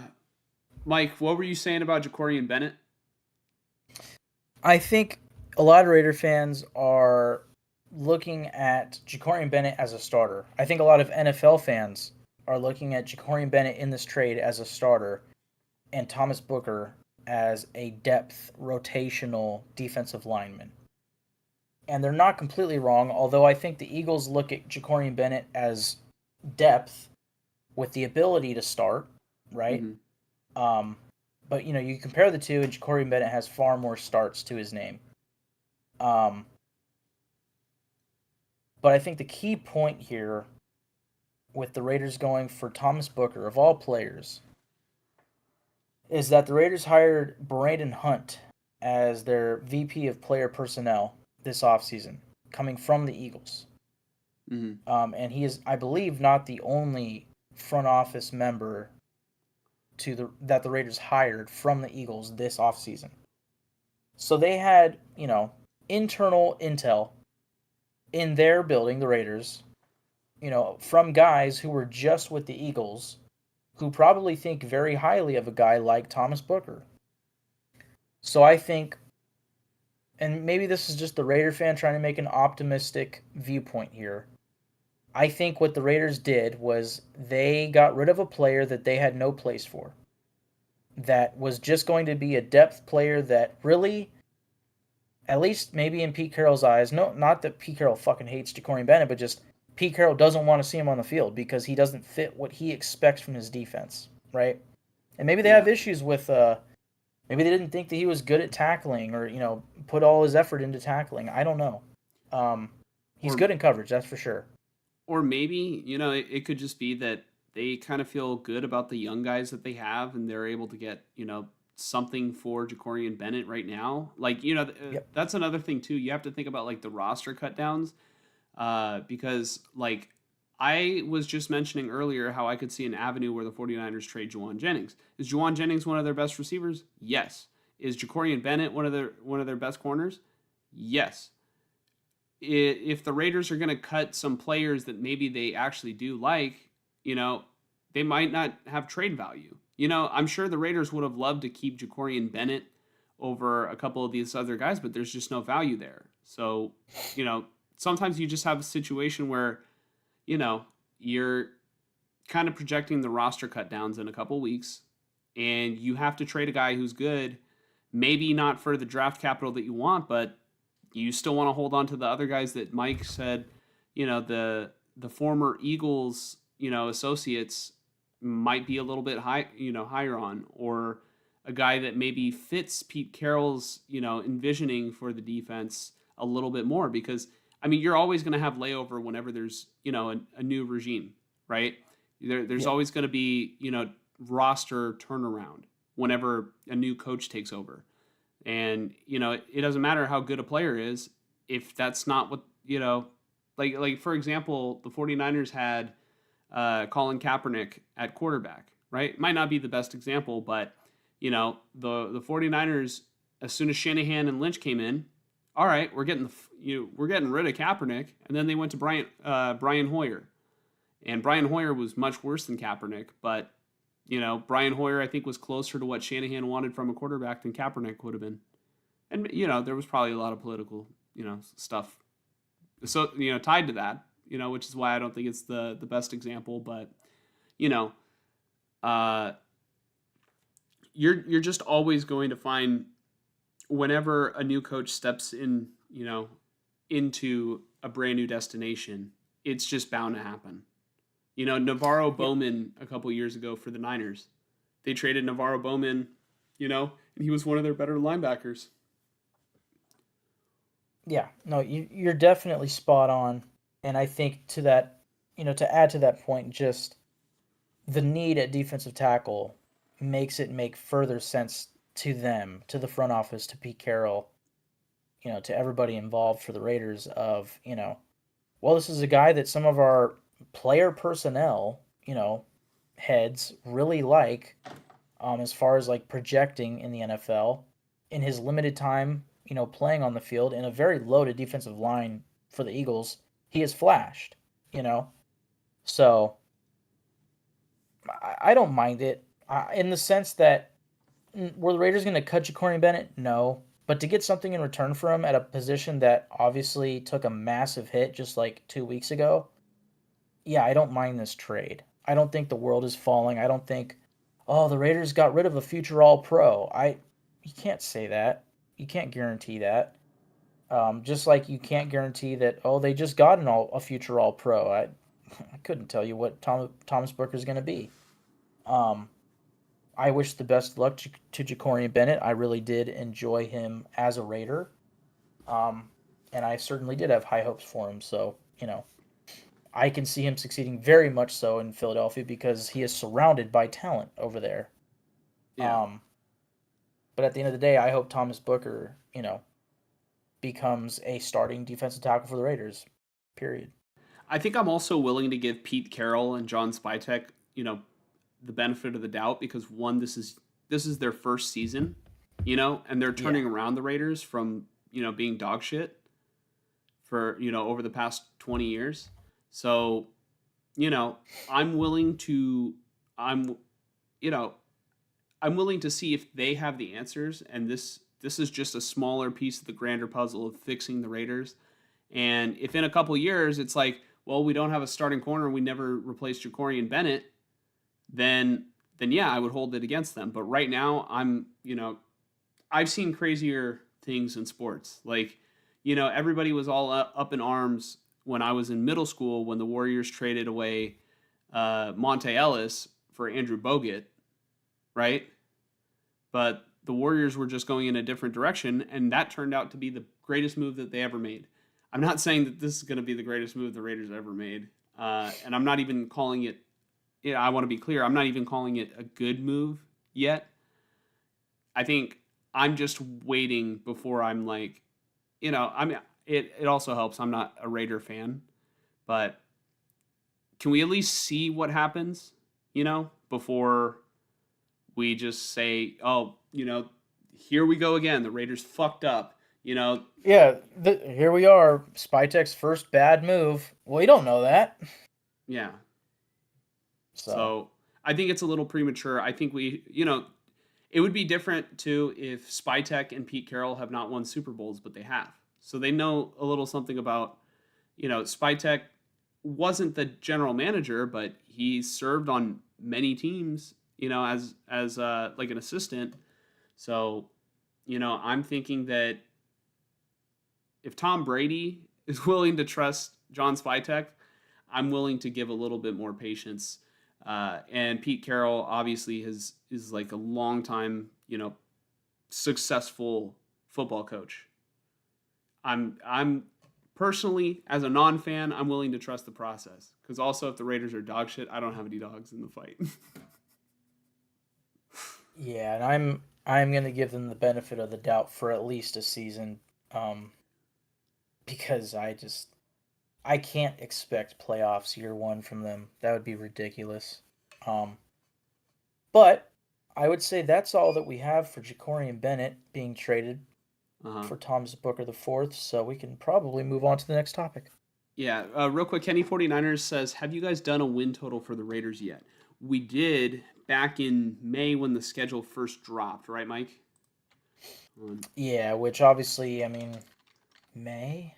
Yeah, it was after the draft. Still a little bit premature. I mean, shit, I thought Christian Wilkins was going to be on that team, so Here, I think one last prediction coming out of the preseason going into week 1 makes a lot of sense. Um, I wouldn't be shocked if I completely disagree with whatever you tell me I said, what, 2, 3 months ago? 4? uh-huh. Okay, so let's see. Do I not have it written down? I probably didn't go through,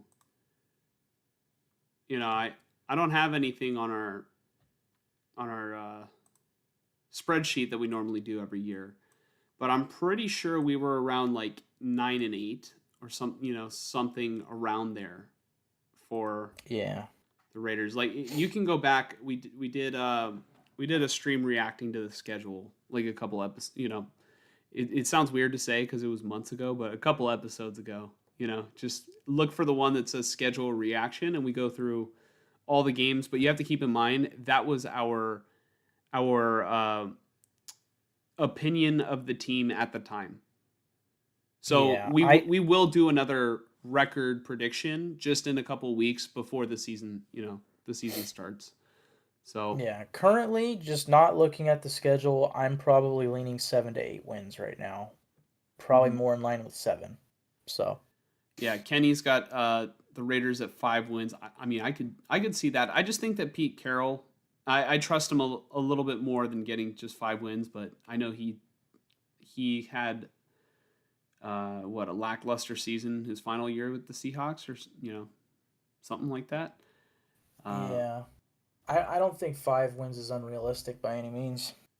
Yeah, because the division, really. If the Raiders were Yeah. in like the NFC South, I think the Raiders could possibly win that division. You know, The Buccaneers would be hard to beat right now, but yeah. but they'd be in contention. I'd say. Yeah, I think yeah, that yes. Yeah. But But I would still not expect it. I'd still think probably around 500 in that division, whereas right now I'm leaning more towards 7 wins. Anthony C says, "I'm on PTO, fellas. Well, congratulations. You're relaxing. You're you're still used to being up late, I see, but get some good rest. You know, maybe take a trip somewhere. I don't know. Get recharged. Thank you for tuning back in. And yeah, Cardiac we're nurse, that's very yeah. nice. If I ever have a heart attack, I'll log into the channel and I'll start a live stream and I'll beg for Anthony to come save me. Yeah. No, but in actuality, it's really good that you do that, and we appreciate that in your work time and even your off time, you're watching the channel. So thank you. So now we can talk about Raiders camp updates. Mike, I'm gonna let you have the floor. What's going on in Raiders camp? Oh, what is going on in Raiders camp? I'm gonna start actually by looking at the unofficial depth chart, and I'll just kind of go quickly, position by position. Okay. So I guess we'll start at quarterback. Obviously, Geno Smith, Aiden O'Connell, Cam Miller. Those are your quarterbacks right now. I've heard some talk about Cam Miller. I wouldn't say that I've heard that he's been flashing, but I will say that I'm very excited to see him in this preseason. Um, and I did see a tweet I think you sent me from Tristan Kuhn, one of my favorite follows on X Twitter, um, saying he could see a scenario where Cam Miller beats out Aiden O'Connell, and Aiden O'Connell is a player that fetches you some return in a trade, and Cam Miller might just fit the offense better, and then you're rolling with Geno Smith and Cam Miller. Um, Again, Tristan Kuhn, one of my favorite follows on X. Usually, I am like, I agree a lot with him.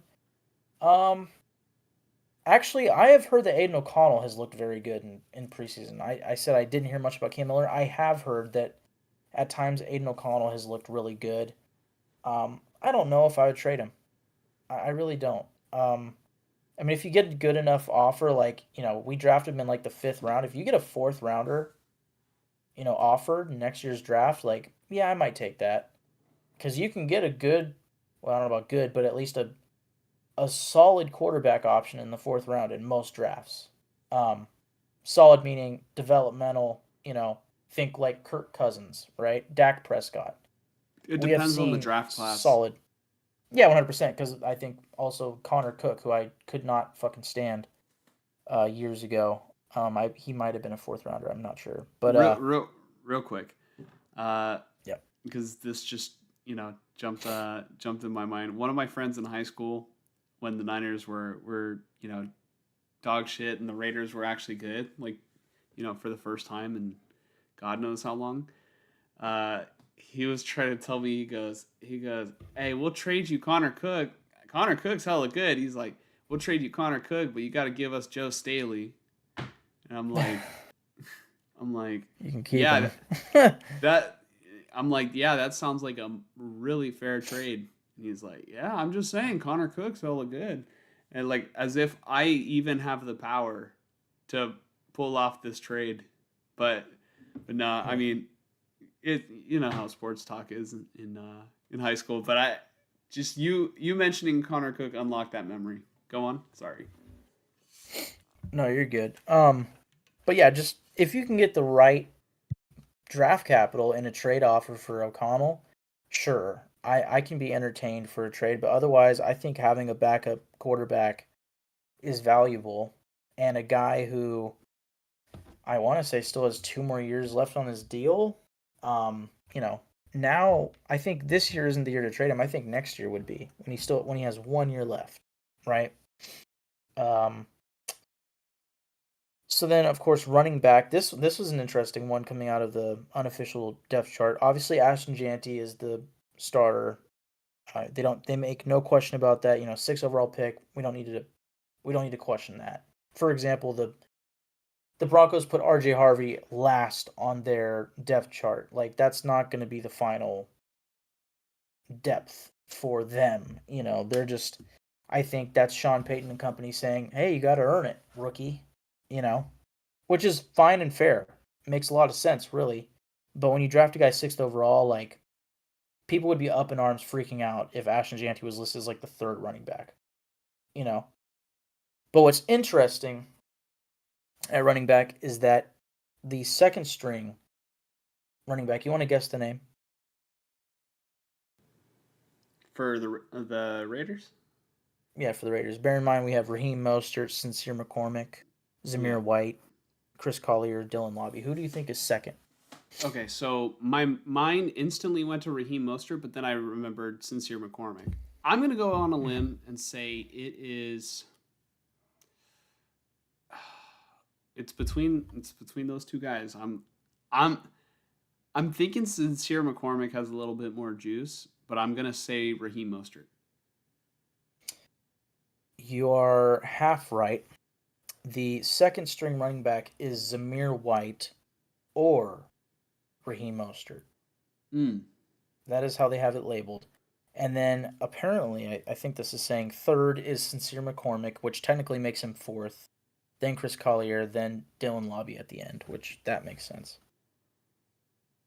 But Zamir White in the good graces of this new offensive staff, which is very interesting. I think they look at him as the power back, um, to sort of maybe offload Gianti in some certain short yardage scenarios. I'm not sure. Um, I know that Ashton Gianti is planned to be big in the passing game.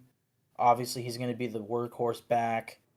Um, but again, I can see the scenario where it's like 2nd and 1. Let's throw Zamir White in there. You know, maybe 2nd and 3. Let's throw Raheem Mostert in there. Um, but I found it interesting that Zamir White was, this high on the depth chart. I wouldn't have been shocked if he was 4th behind Sincere McCormick, just like you had assumed. Or not I assumed, but maybe personally, thought. I personally didn't think Zamir White was that bad.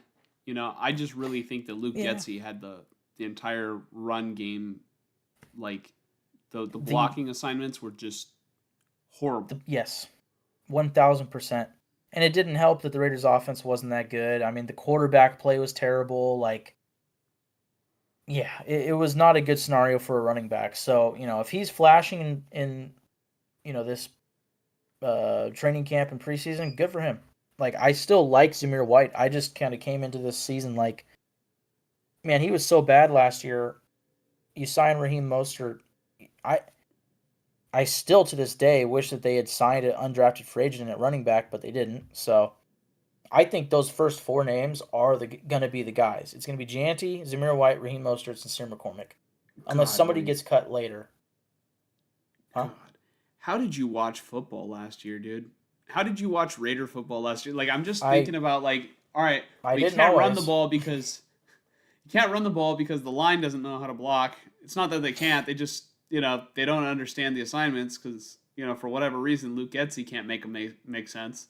And then so they're supposed to be a run first team, run it down your throat, and then all right, we just gotta be a drop back passing game with Aiden O'Connell. Like, oh, because God, it was so bad. Yeah. Hopefully, hopefully, I mean Gianti will be fun to watch. Yes, he will. And I think some of the receivers will be fun. Obviously, Brock Bowers. Um, but let's keep going. Wide receiver Jacoby Myers, the starting number 1 receiver, really. Um, as I had mentioned, Dante Thornton is starting opposite Jacoby Myers on the outside as the X receiver, and then Trey Tucker seems to be the starting slot receiver with Jack Besh right behind him. Behind Besh is Philip Dorsett, who has apparently been making some plays here and there in training camp. even though he was just signed like 2 weeks ago. Mhm.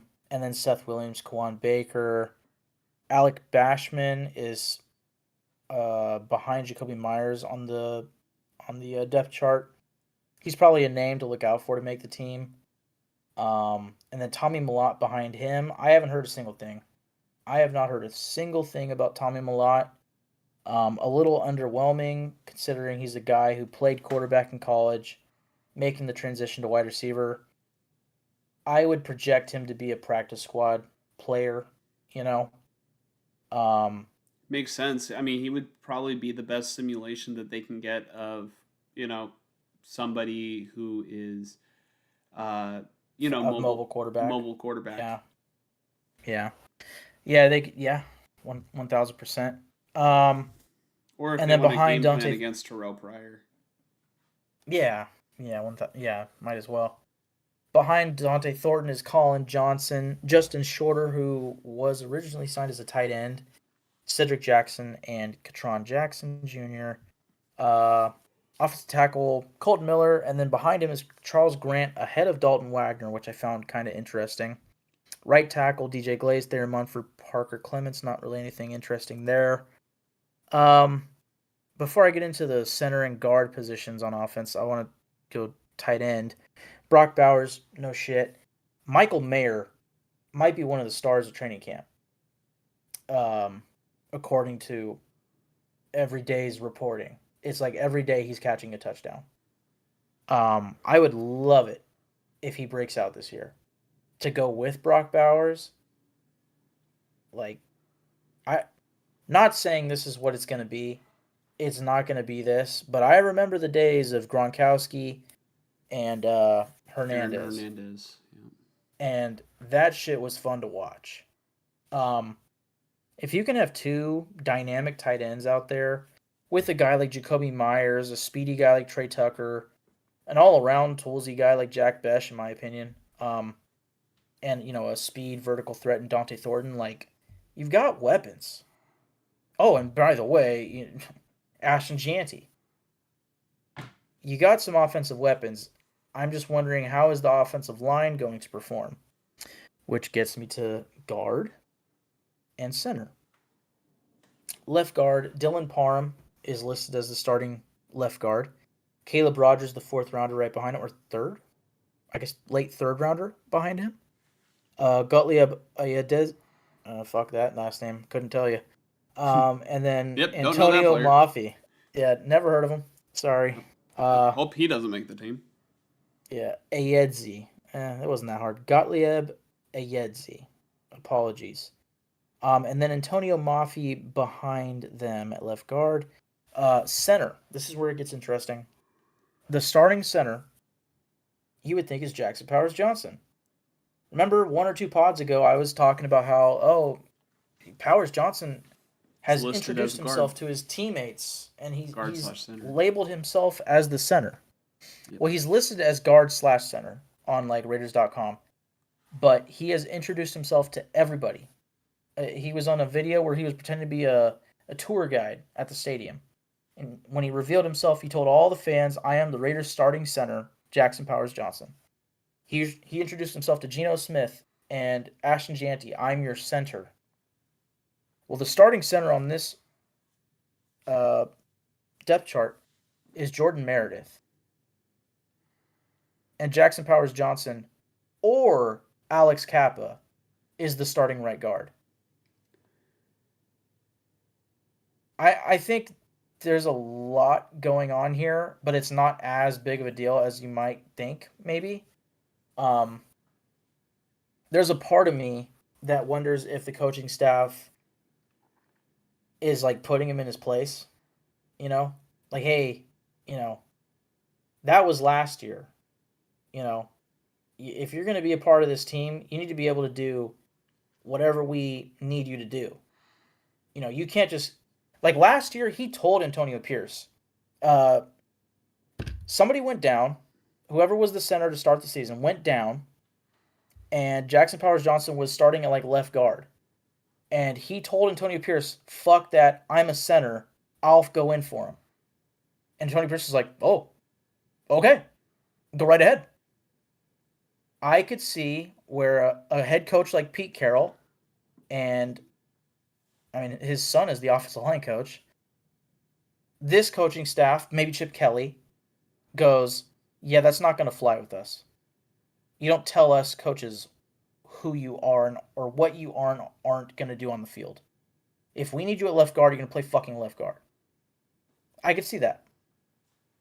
So I wonder if they've done everything in their power to not have him line up at center. What is annoying? I don't mind that. I really don't. Like, you don't want to piss him off to the point where he's like, oh, but hey, be a team player. Pete Carroll has preached competing. I'm sure if he's getting the right message out, this is working great. What worries me is, well, Jackson Powers Johnson is a center. He's a great interior offensive lineman, I think, all around, and it's probably good to have him moving around. Like, he's one practice he's at center, one practice he's at right guard, and then another practice he's the second string right guard. And then you swap those around with Jordan Meredith and Alex Kappa. I don't know. If he's best at center, why not just leave him at center? And then the conversation we had at Meredith is he was actually really damn good at guard last year. Why are we forcing him into center now? And I think the answer is there's a theory that the coaching staff thinks that his arms are too short, which is why they're putting him at center. They don't like his arm length for guard, so they want him at center, whereas Powers Johnson fits the guard size more. Mm-hmm. Which, I mean, that's now two positions where it's like, oh, it's all about the size between this and corner, if that's true. And I'm like, okay, I like this coaching staff, but, we don't always have to force things, guys. Okay, well, think about it this way. When I hear this, I think about why does Jackson Powers Johnson like playing center? And if I had to guess, the reason why he likes playing center, besides maybe the fact that, that's just the position that he's always played and like he takes pride in it, maybe takes pride in the responsibility, is it could be when he's playing guard, he'll probably be, stuck in at left guard, right? Right guard. At right guard? Oh, okay. Apparently. Dylan Parham's at left guard, apparently. Okay. Well, never mind then. Because I was going to say, since he was playing left guard last year, I mean, it's just different getting out of your stance, left-handed than it is right-handed. And you just kind of get comfortable, because I played offensive line in high school. So I always, felt more comfortable coming out of a right-handed stance. So I wonder if, Jackson Powers Johnson was, just had the comfort of, coming out of his stance, with the ball and, just kind of like more of a, maybe even more of a balanced stance, But I think it makes sense. It's less about that. The more I listen to you explain it, what I think it is think about this, Mike. Imagine that, what was his name? Jordan Meredith? Yep. Okay, so Meredith, plays guard, and Jackson Powers Johnson plays center, right? And let's just say Jackson Powers Johnson, and this is an example. I'm not actually grading their play because I'm not watching them right now, watching any plays, but this is just an example. If Jackson Powers Johnson is if we gave him a grade of A at center, and Meredith plays guard, and we gave him a grade of C at guard, right? Oh. But if you move Meredith to center, he plays more like a B, right? Right. And Jackson Powers Johnson also plays more like a B. Would you rather have guard. Plays guard more like a B? Would you rather have more guys that are sound, or would you rather have one guy that's struggling a little bit more because maybe, like you mentioned, the arm length, or just doesn't play the position as well? You know what I mean? Like, Yeah. It's a matter of probably Meredith plays center better than he plays guard, you know? And same thing with Jackson Well, Powers Johnson too, but Jackson Powers Johnson plays guard better than Meredith plays guard. maybe it feels to me like if I can see where this is an arm length thing. Um, I can also see this being a thing of like they just feel this guy fits better here in theory.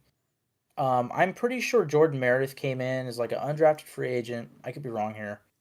Um, who could play all along the interior. But I've only known him playing guard, you know? And maybe he was a center in college for all I know. I don't know that much about Jordan Meredith. So Mm-hmm. maybe his natural position is center. Um, and if that's the case, that makes it make a lot more sense to me. It's just if he was doing good at guard last year, you know, like I'm pretty sure, and I know this isn't the stickiest of stats, but like PFF was grading him pretty well. Um, and then Jackson Powers Johnson seemed to get better at center relative to left guard. And now you have him playing right guard, which he didn't even play last year. You know, it's just you're mixing them all around, in my opinion. But to your point, I think what the Raiders have been always trying to do, and I think this is the forefront of their reasoning, is they want to put the best starting five on, week one, Mm-hmm. right? I think that's the most important thing, and I think the coaching staff realizes that. I just wonder if they're pigeonholing themselves into thinking, well, Jordan Meredith, the only way he's going to start is at center, or like something stupid like that. When it's like, well, It's clearly that's not necessary. You know, I don't know. It's theories, question: does theories. Jackson Powers Johnson? How does he move? Does he move well in open space? I'm pretty sure he does. Yeah, I'm You I'm know, pretty sure like I've seen. how does he go up to the second level? You know, like if he's in open space blocking for a running back, right? Mm, And Jackson Powers Johnson needs to block a linebacker. He's gonna bulldoze him, right? right. So I think Yeah, this I because I because this haven't. happened to me. This happened to me my senior year where I always played right tackle, right? And Oh, we got a brand new head coach, right? And so it's a different offensive scheme. And so in the new offensive scheme, we did more one on one, instead of like zone blocking. We did more like one on one pass protection, like big on big. Uh, and also, we were in a scheme where the tackles pull a little bit more than the guards would. Uh, but also the tackles would be more out on an island because it's one on one, and they swapped Andy. My friend Andy and I wanted to play tackle. Andy wanted to play guard, and they moved me to guard and they moved Andy to tackle because Andy was quicker, to be able to pull when the tackle would pull, and then also to be in pass protection, against the quicker edge rushers, in that system. mm, So what I think is if Jackson Powers Johnson maybe is better at pulling, and the Raiders are going to Meredith. run, Oh, or if the Raiders are going to run power plays, and Jackson Powers Johnson is just able to actually effectively hit the right hole quickly and go to the second level and bulldoze a linebacker, because I've seen Jackson Powers Johnson plays where he's just like, you know up until the whistle, he'll oh yeah. he'll fucking go. So I think they're doing it to probably support Janty, and I think it's one of those moves that maybe Pete Carroll. I mean, he's been coaching football a long time. He probably sees something in Jackson Powers Johnson, and yeah, he wants to play the position that he's naturally accustomed to, but it might just be better for the team, better for the running game if he's moved. But I know I've been in Powers Johnson's situation. I'm like, I don't want to, for me, I don't want to play guard. I'm like, fuck that, I want to play right tackle. Yeah.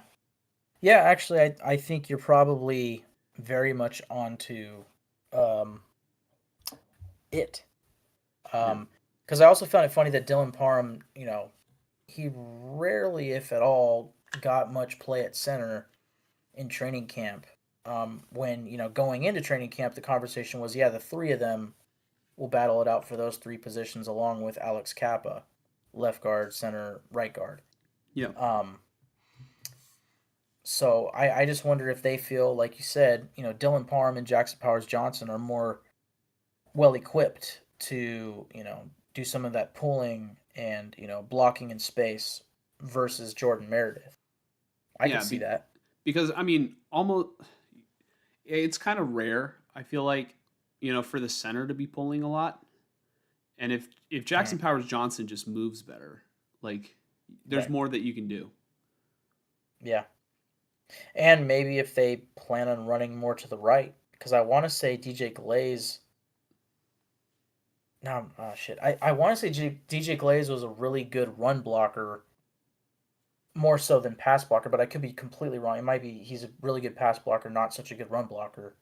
Coming out of Maryland, I'd have to Yeah. look that up. But if they're like, oh, they're putting their strong suits to the right, like just run it to the right, run it to the right. Like obviously, you don't want to only run to the right, but just I could see if that's part of their mentality. I don't know, Or but it could be to balance it out a little bit more because Colton yeah, Miller, Cold Colton Miller. Miller's pretty solid at left tackle. So Yep.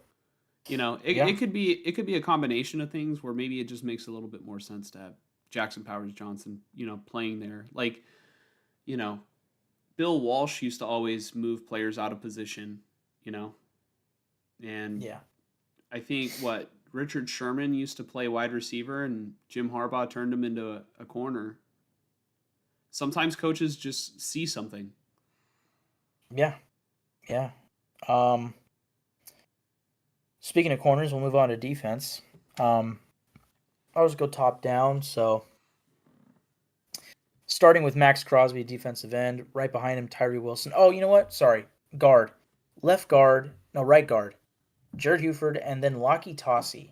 I got to talk about Laki Tossi. I'm very excited to see him in the preseason. This is a guy who I want to say came through the. I don't know if it's the International Players Program or just they just signed him. I think they just signed him. Like an undrafted. I don't know about undrafted free agent, but a free agent. Yeah. Um, but I want to say he's from like New Zealand or something like that. I'm not sure. Dude is huge. This guy was on his knees, like stretching, and Pete Carroll. There's a picture of Pete Carroll standing in front of him. The guy's almost as tall as Pete Carroll on his knees. This dude is huge, and he's currently listed as a right guard. He actually, when he was initially signed, he was labeled as a defensive tackle. So I think this is a project player that will probably end out on the practice squad, but I want to see him in the preseason. I haven't heard anything much about him since, but I want to see him in the preseason. So defensive end, Max Crosby. Right behind him is Tyree Wilson. Jaw Joyner, undrafted free agent. He's been making some noise at training camp. And then Javari Harvey. Other defensive end, Malcolm Kuntz, of course, and then Charles Snowden, who made some plays last year. And then behind him is actually Tonka Hemingway, who was originally drafted this year as a defensive tackle. I forget if he's a fifth or sixth rounder. So that's interesting. I didn't notice that until just now. Listed as a defensive end. And then Andre Carter II and Ovi Agufo. D tackle, you got Adam Butler as the main starting defensive tackle now. Jonah Lualu, behind or next to him. Zach Carter, Lecky Fotu, JG Bakis, the rookie. Tank Booker, undrafted rookie. Keandre Coburn, who I believe they picked up on waivers from the Titans. And then Trevin Maai, I don't know. And then, of course, they just traded for, I believe his name is Thomas Booker, the fourth. Totally butchering that. In the Jacorian Bennett trade. Yes, Thomas Booker the fourth. So he's in play for probably the third defensive tackle spot. Um, I'll do linebacker last. Safety, you got Isaiah Pulamau, free safety. with Chris Smith and Hudson Clark behind him. And then at strong safety, you got Jeremy Chin, Thomas Harper, Trey Taylor, and Lonnie Johnson Jr. I think Lonnie Johnson is labeled as the in the back of that depth because he just broke his fibula. I think he was going to be the third safety, but he unfortunately broke that in the scrimmage game at the stadium. Mm-hmm. So I think Chris Smith and Thomas Harper are mostly taking over for him. We'll see who. That'll be interesting to look at in the preseason. At corner, you got Eric Stokes and Darian Porter labeled as the starting boundary corners. Darnay Holmes as the starting slot corner. Right behind Darnay Holmes is Greedy Vance, undrafted rookie. I'm going to be watching him this preseason. It sounds like he's been making some plays, for lack of a better term. I wonder if he's a sneaky, has a sneaky chance at being the starting nickel. And then Q Blue Kelly behind him. Behind Darian Porter, Dekamarian Richardson, and Sam Webb. Behind Eric Stokes was Ja'Cory Bennett. Now JT Woods, John Humphrey. And then linebacker. And again, this is very interesting. So at middle linebacker, they have a Landon Roberts, Tommy Eichenberg, Cody Lindenberg, and Michael Barrett. At the first outside linebacker position, they have Devin White, Jalen Smith, and Matt Jones. And then finally, at the other outside linebacker position, they have Jermaine Pratt, Jamal Adams, and Amari Gaynor. Those three names are interesting. Those three names are actually probably the most interesting to me. All at one position is also interesting. I think they're usually going to be in a nickel defense, so I think you can kind of clump these guys into two spots, two linebacker spots. Because you have the Mike, Will, and Sam linebackers. I don't really know if they're going to have the Sam linebacker on the field much, or the strong side linebacker, whatever you want to call him.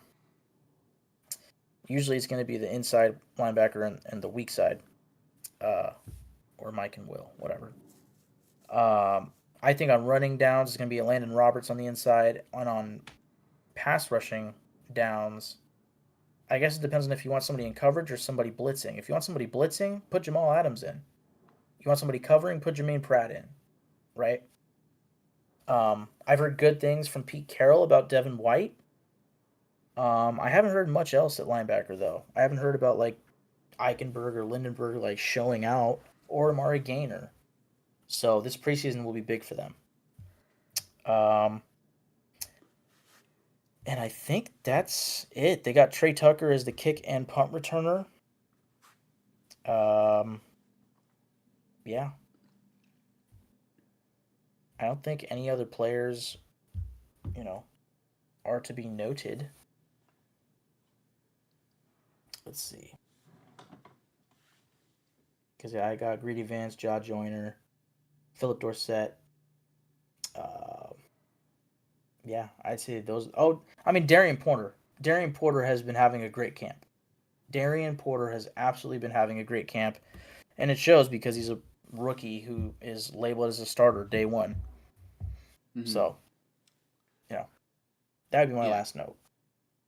Before we move on, Kenny 49ers asks a brilliant question that I've been waiting for everybody to ask me. And he asks, do you guys play fantasy leagues? I do not play fantasy leagues. I play one singular fantasy league. Okay? I've been asked many times to play multiple. And I refuse because I am locked in on one fantasy football league. I am the commissioner of the league. And it's like my baby. Oh, well, there goes Mike. Mike's gonna rub in the salt. Did you get the trophy engraved, Mike? Did you finally? Oh, you did. No, that's gonna happen this Saturday. Okay. I wasn't able to last weekend, so this weekend is the weekend. So this is our trophy for our league. Shout out to Mike's grandpa for giving us the trophy that we took to get engraved. We this is, I mean, it might be Mike's main league. It's my only league, and the reason why it's my only league, I want to put all my focus and attention into this one league because I don't know, it just means a lot to me. I play it with, with friends that I've grown up with since elementary school. I mean, we're about 10 days away from, I guess, like the 9-year anniversary of when the league was formed. We've been playing in this league for that long. I always look I always look forward to fantasy draft day literally every year. And yeah, it's probably my favorite hobby is our fantasy league. I love fantasy football. I cannot get into any other fantasy sport, but fantasy football I think is brilliant. Mike and I, we talk pretty regularly about fantasy. Never really that specific, during the season about players or anything, but like it's funny, like I joked around with Mike because we talk so much about, because Mike's one of my co-commissioners, and I talked to Mike so much about possible rule changes and stuff like that, and I'm like, man, honestly, we could freaking create an entire program at a university and teach different fantasy classes, like fantasy football history, like the prerequisites could be like football history, and then just fantasy football theory, where these students can write an essay on why passing touchdowns should be 4 points as opposed to 6, or just stuff of that nature. I feel like it could happen. I mean, there's so many other electives at a university. Isn't there a class on Taylor Swift at some university? Huh. I think there no is. idea. Why can't fantasy football be, a big thing? But I see Chewy's NFL news and podcast tuning in saying Raiders. I just saw an Instagram video today. One of my friends posted the Raider fan feeling before the preseason, and it's like the fucking Raiders. He starts dancing. Yeah, I love that one. Even though I'm not a Raider fan, so can't really relate. But I know Raider culture. I grew up with Raider fans all around me. But welcome to the channel, Chewy. Yeah, 11 minutes till game day. Let's go. Holy shit. 10 minutes. Yep. Yeah. Oh, yeah. This is an interesting thing to break up or to bring up because Mike broke the news to us earlier in our fantasy group chat about Antonio Pierce wearing the red that he so adamantly hated. Yeah, I mean, I don't really care. I'm not mad about it or anything. I knew that he was close with Steve Spagnuolo. I knew that he was close with him, so it's not entirely shocking, especially given that he doesn't currently have an NFL job.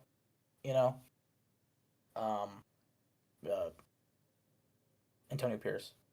It makes sense that he's just at Chiefs camp to visit. Yeah, it's fine.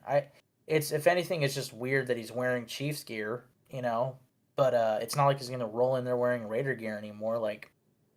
I know John Gruden just went there 3 months ago. He did the same exact thing, and it wasn't as big of a response, probably because John Gruden is more of the NFL guy, but heavily tied to the Raiders, whereas Pierce is Raiders, Dude, I was thinking of Antonio Pierce and how he was very, I mean, it was almost like a fan, coaching, where he would go to the press conferences and he would be like, Raiders, like that. I'm just thinking about what he could say. He can't be like Chiefs, no.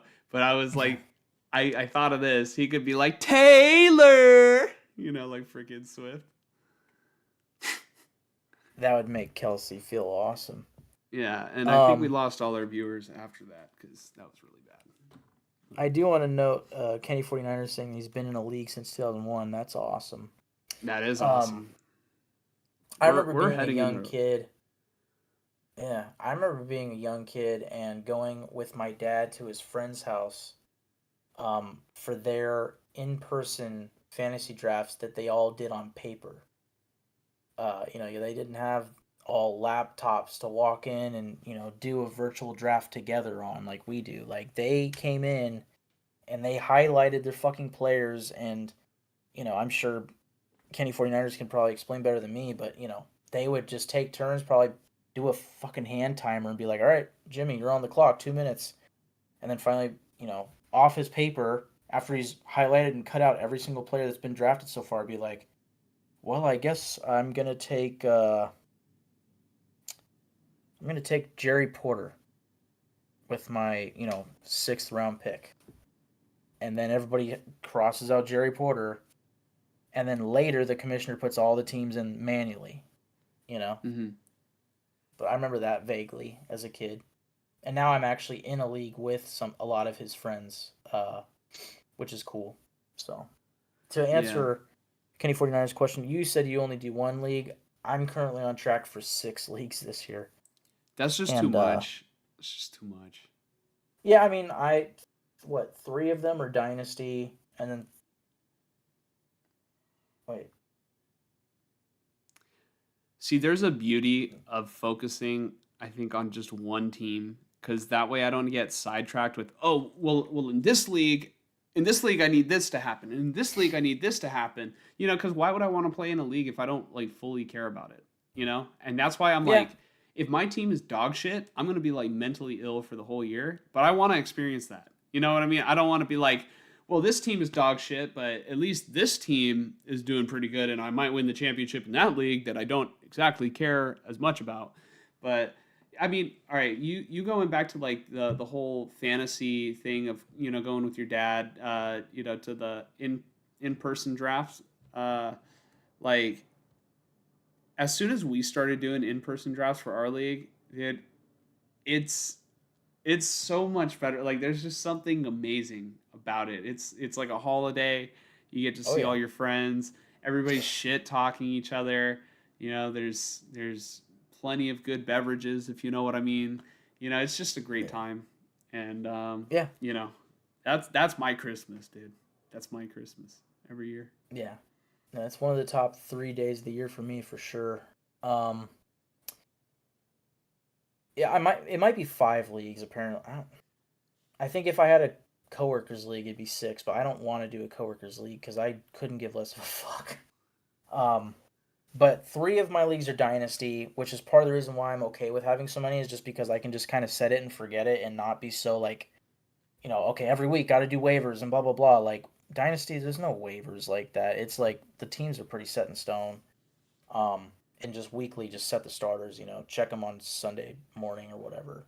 Uh, but our league is my main one. Like I care the most about our league. It's not even close, and I've never had an issue with that. So hmm Yeah, like I'm not gonna completely rule out the possibility of doing multiple leagues in the future, but I just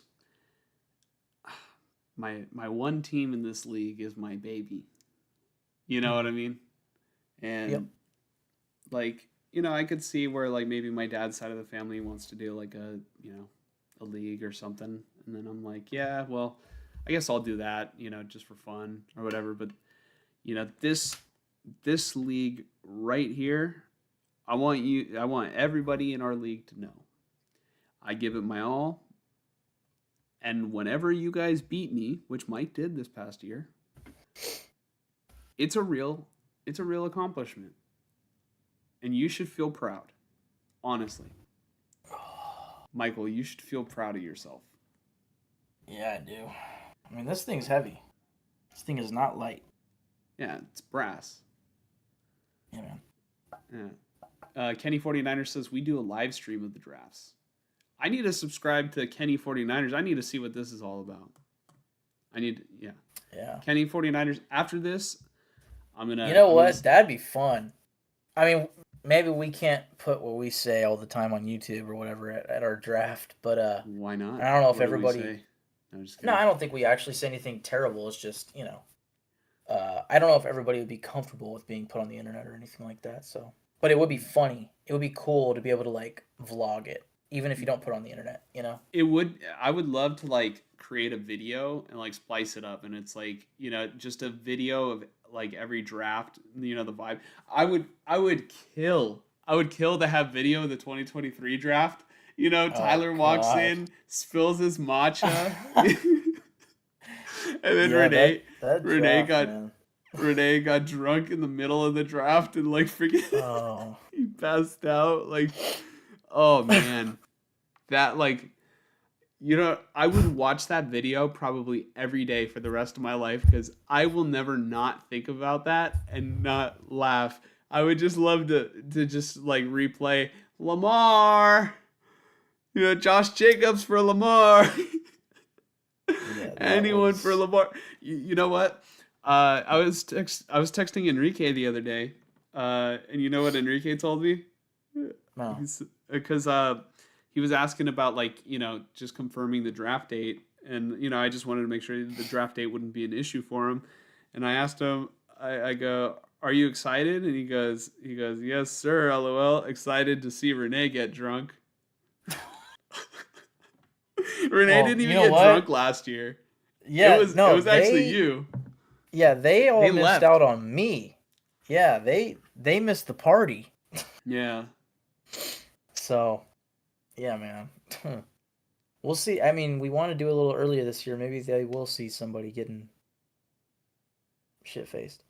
Yeah, I don't Anyways. know. And then it's funny too, because like when I was texting Renee about it, you know, Renee's like, "Yeah, man, I've gone overboard way too many times. Can't really be doing that because I've already done that a lot." And then like I'm like, "Hey, everybody has one more left in them." And then like Renee's like, "Yeah, bro, it's good." Goddamn He's right.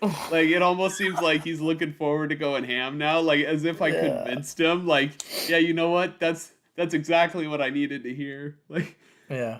yeah, but Oh man. yeah. Kenny 49er says you can just do it on Discord for fun and not stream it. I want to take videos. Like, I think that would be really cool. I think I was onto something with last year. I had us record me like walk in with the freaking boombox. Like, I feel like that would be a cool thing. Like, I'm still trying to determine whether or not maybe I just want to have my own walk in every year, or I think it's just got to be like a champion thing. You know, like Right. I'll let you wear the boombox, you choose a song of your choice, and we record you like freaking walking in. Like that'd be cool. Yeah. Indeed. Yeah, but uh, besides that, Kenny 49er says Raiders will be moving to Mexico. Hey man, don't disrespect my country like that. If any team's gonna move to Mexico, it's gonna be the Niners to the motherland.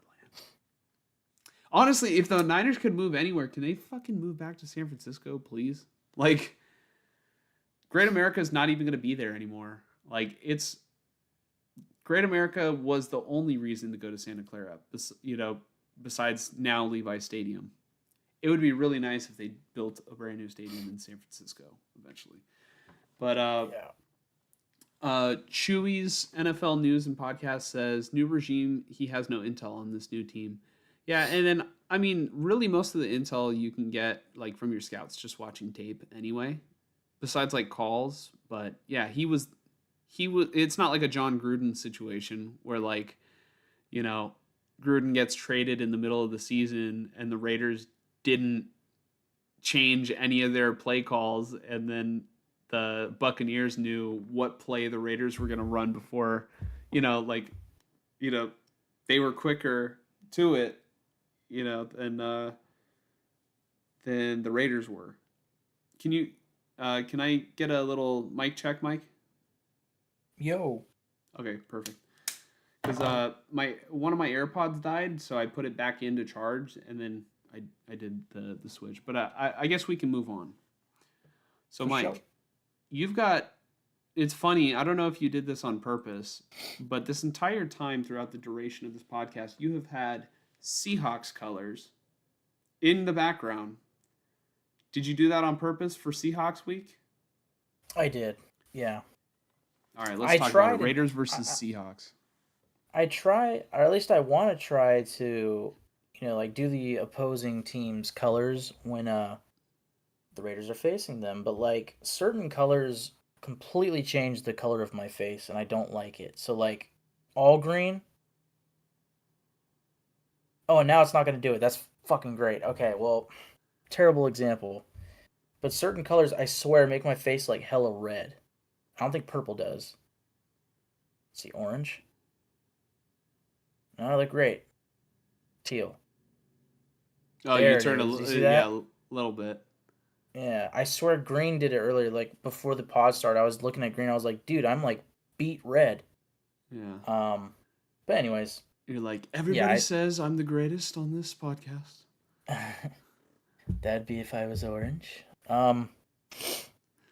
Yeah, I mean, Raiders versus Seahawks in Seattle. Geno Smith and Pete Carroll get their first preseason game against their old team. Um, I actually think the preseason for both the Raiders and Niners are kind of pretty cool in the layout. I like that they go, west versus west. I don't know if like say north is versus north, AFC and NFC. You know, I'm assuming that's what they do, but it's probably all just location based. Which makes a lot of sense again. Although I remember the Raiders playing like the Vikings a couple years ago, so I don't know. But it makes again, it makes sense so long as you're not playing them in the regular season. Like put the West versus the West, put the North versus the North. That makes sense. But again, first game versus the Seahawks, second game Niners, and I know the Niners' third game against the Chargers, where you get to go against Harbaugh and Trey Lance. Like I know you're gonna look forward to that, but um, to really get into this game in Seattle. I saw a reporter told Pete Carroll that apparently there's going to be some tribute video for him and Gino, which I don't even. He was like, I'd never heard that. Like, I don't know, maybe, but Why would they spoil that for him? exactly. That was the first thing I thought. I was like, well, why'd you tell him? It did, yeah. It didn't happen yet. Like, yeah, like if I were Pete Carroll, I'd be like, well, thanks for spoiling it. yeah. But what I mean, that's not what he's there for. So who really cares? Uh, Pete Carroll alluded to the idea or possibility that starters might play in this game. Um, yeah, I would have to imagine for no more than 2 drives or the first quarter. I think for certain players it shouldn't be more than 1 drive. Um, yeah, Kenny 49ers. I think a tribute to somebody who's still in the league is a little odd, but I also kind of get it. Like for Pete Carroll, I understand it. It's not I weird. think yeah, for the Seahawks, like Pete Carroll was huge for them. So, and He it's a won a Super preseason Bowl game. It's for like it's not them. that. He was a coach Yeah, for a very long time. Like they had a really good era under Pete Carroll. Like think about like, you see it all the time across sports. Like Klay Thompson went to the Mavericks and then they did a video for Klay Thompson. Obviously that's 4 championships, but like it I don't Pete think Carroll they changed the Seahawks. yeah. Yeah. So I mean, yeah, I wouldn't call it weird, but you know, it's different. It's not something that usually happens for sure. Um, A video for Gino though, that's a little weird. right. I think at that point it's probably like Hey Gino, you're featured in the video. Like yeah, well, like they'd feel bad doing one for Pete Carroll, but not Gino, because Gino's right fucking there with him. So it's like, well, let's do both of them, I guess. Like I could see it being like that, you know. yeah, watch Thanks, the Seahawks be Gino. and Jamal Adams. Come here, Jamal. Oh God, yeah, yeah. you know. Jamal Adams is gonna be fuming on the sideline. If I was Pete Carroll, I'd Um, be like, you got. Well, obviously Pete Carroll's like not gonna fucking show up as quarterback, but in a way, I'd be like, man, so they really value what I did with the Seahawks the same as what Gino did. Like, man, fuck those guys. yeah.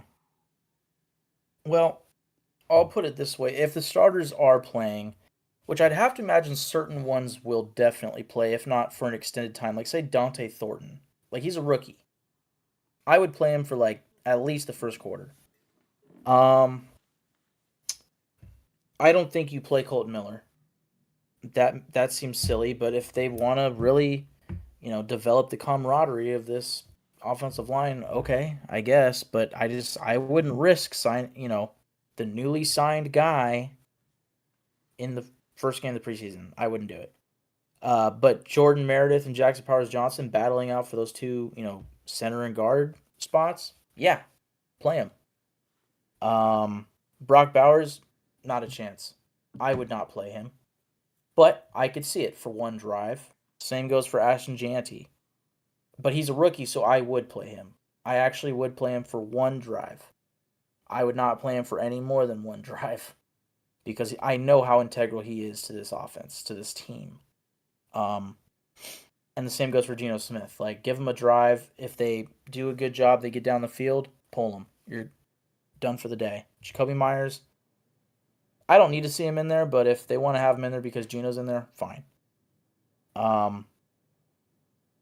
But some players that I'd be looking at, Zamir White, do they play Raheem Mostert? Cam Miller, again, Aiden O'Connell. Jack Besh. Oh, I'm so excited to see Jack Besh. Michael Mayer, again, hearing a lot of big things about him. Cannot wait to see that. Lockie Tossie, the backup right guard. Will Putnam, backup center. The offensive lineman that we drafted this year, Charles Grant at left tackle, Caleb Rogers at left guard. Pretty excited to see them. And then on defense, how much does Tyree Wilson play? Again, Jaw Joyner has been, showing out a bit at training camp. I'm excited to see him. JJ Bagese, Tonka Hemingway, the defensive lineman that we drafted this year. Jonah Lualu, how much does he play? The guy that we traded for, does he play? Thomas Booker the fourth. And then a linebacker, Jermaine Pratt, Landon Roberts, Devin White, Jamal Adams. How much do those guys play? Tommy Eichenberg, Cody Lindenberg. Some interesting young linebackers that have been drafted later in the past two drafts. Amari Gaynor, a guy that I think has potential. And then the nickel corner situation, Darnay Holmes, Greedy Vance. How do they play? How much do they play? Darian Porter, right? Rookie. How much does he play? Decamerion Richardson was a guy that I actually kind of I skipped over. He's been having a good camp too. And I think if it weren't for how, really athletic and just good Darian Porter has been, I think it wouldn't be out of the question that Decamerion Richardson could be a week one starter at corner on the boundary. And then Eric Stokes too. Like, I think he's locked in to start. How much does he play? I don't know. In the preseason, of course. And then, of course, behind those three, it's depth. How are we looking depth-wise at corner? You just traded Jacorian Bennett. Are we looking that good? Or do we need fucking help? And then I'd say at safety, I'm excited to see Jeremy Chin. I'm also intrigued to see who's going to be that third safety. Chris Smith, Thomas Harper, Trey Taylor, right? Who's it going to be? And really that's it. I guess maybe we'll see some more Sincere McCormick. Does Dylan Lobby get a fighting chance, or is he toast? Again, I'm really intrigued by Cam Miller. I want to see Tommy Millott. Yeah, that's a lot of what I got for this game. I mean, obviously they want to win, but I just want to see, do some guys put some good tape on film. Mm-hmm. Um, I want to respond to Kenny 49ers comment. He says, having a video hypes the opposing coach before a game, and nah, I'm not signing off on that. I mean, I will just say, first and foremost, it's preseason. Second, it's not so much that you're hyping the opposing coach as much as you're thanking him for the years that he spent, and what he did for your franchise. Yeah, I think doing it pre-game before the game starts, that's fine. It's appropriate. In a preseason week 1 game when we don't really give a shit, it's fine. If it were week 1 and it should be it's the home opener, let's go Seahawks, and then they stop the fucking, festivities for we'd like to thank our opposing head coach, Pete Carroll, now. It'd be like, what? I would absolutely agree there. But in the preseason, no, this is not a big deal. This isn't like some, oh, if I'm the opposing head coach, if I'm what's his name, Mike McDonald. If I'm Mike McDonald, I don't care. I'm probably pretty excited to, see him on the sideline and shake his hand on midfield before the game and all that shit. Mhm. Pete Like, Carroll.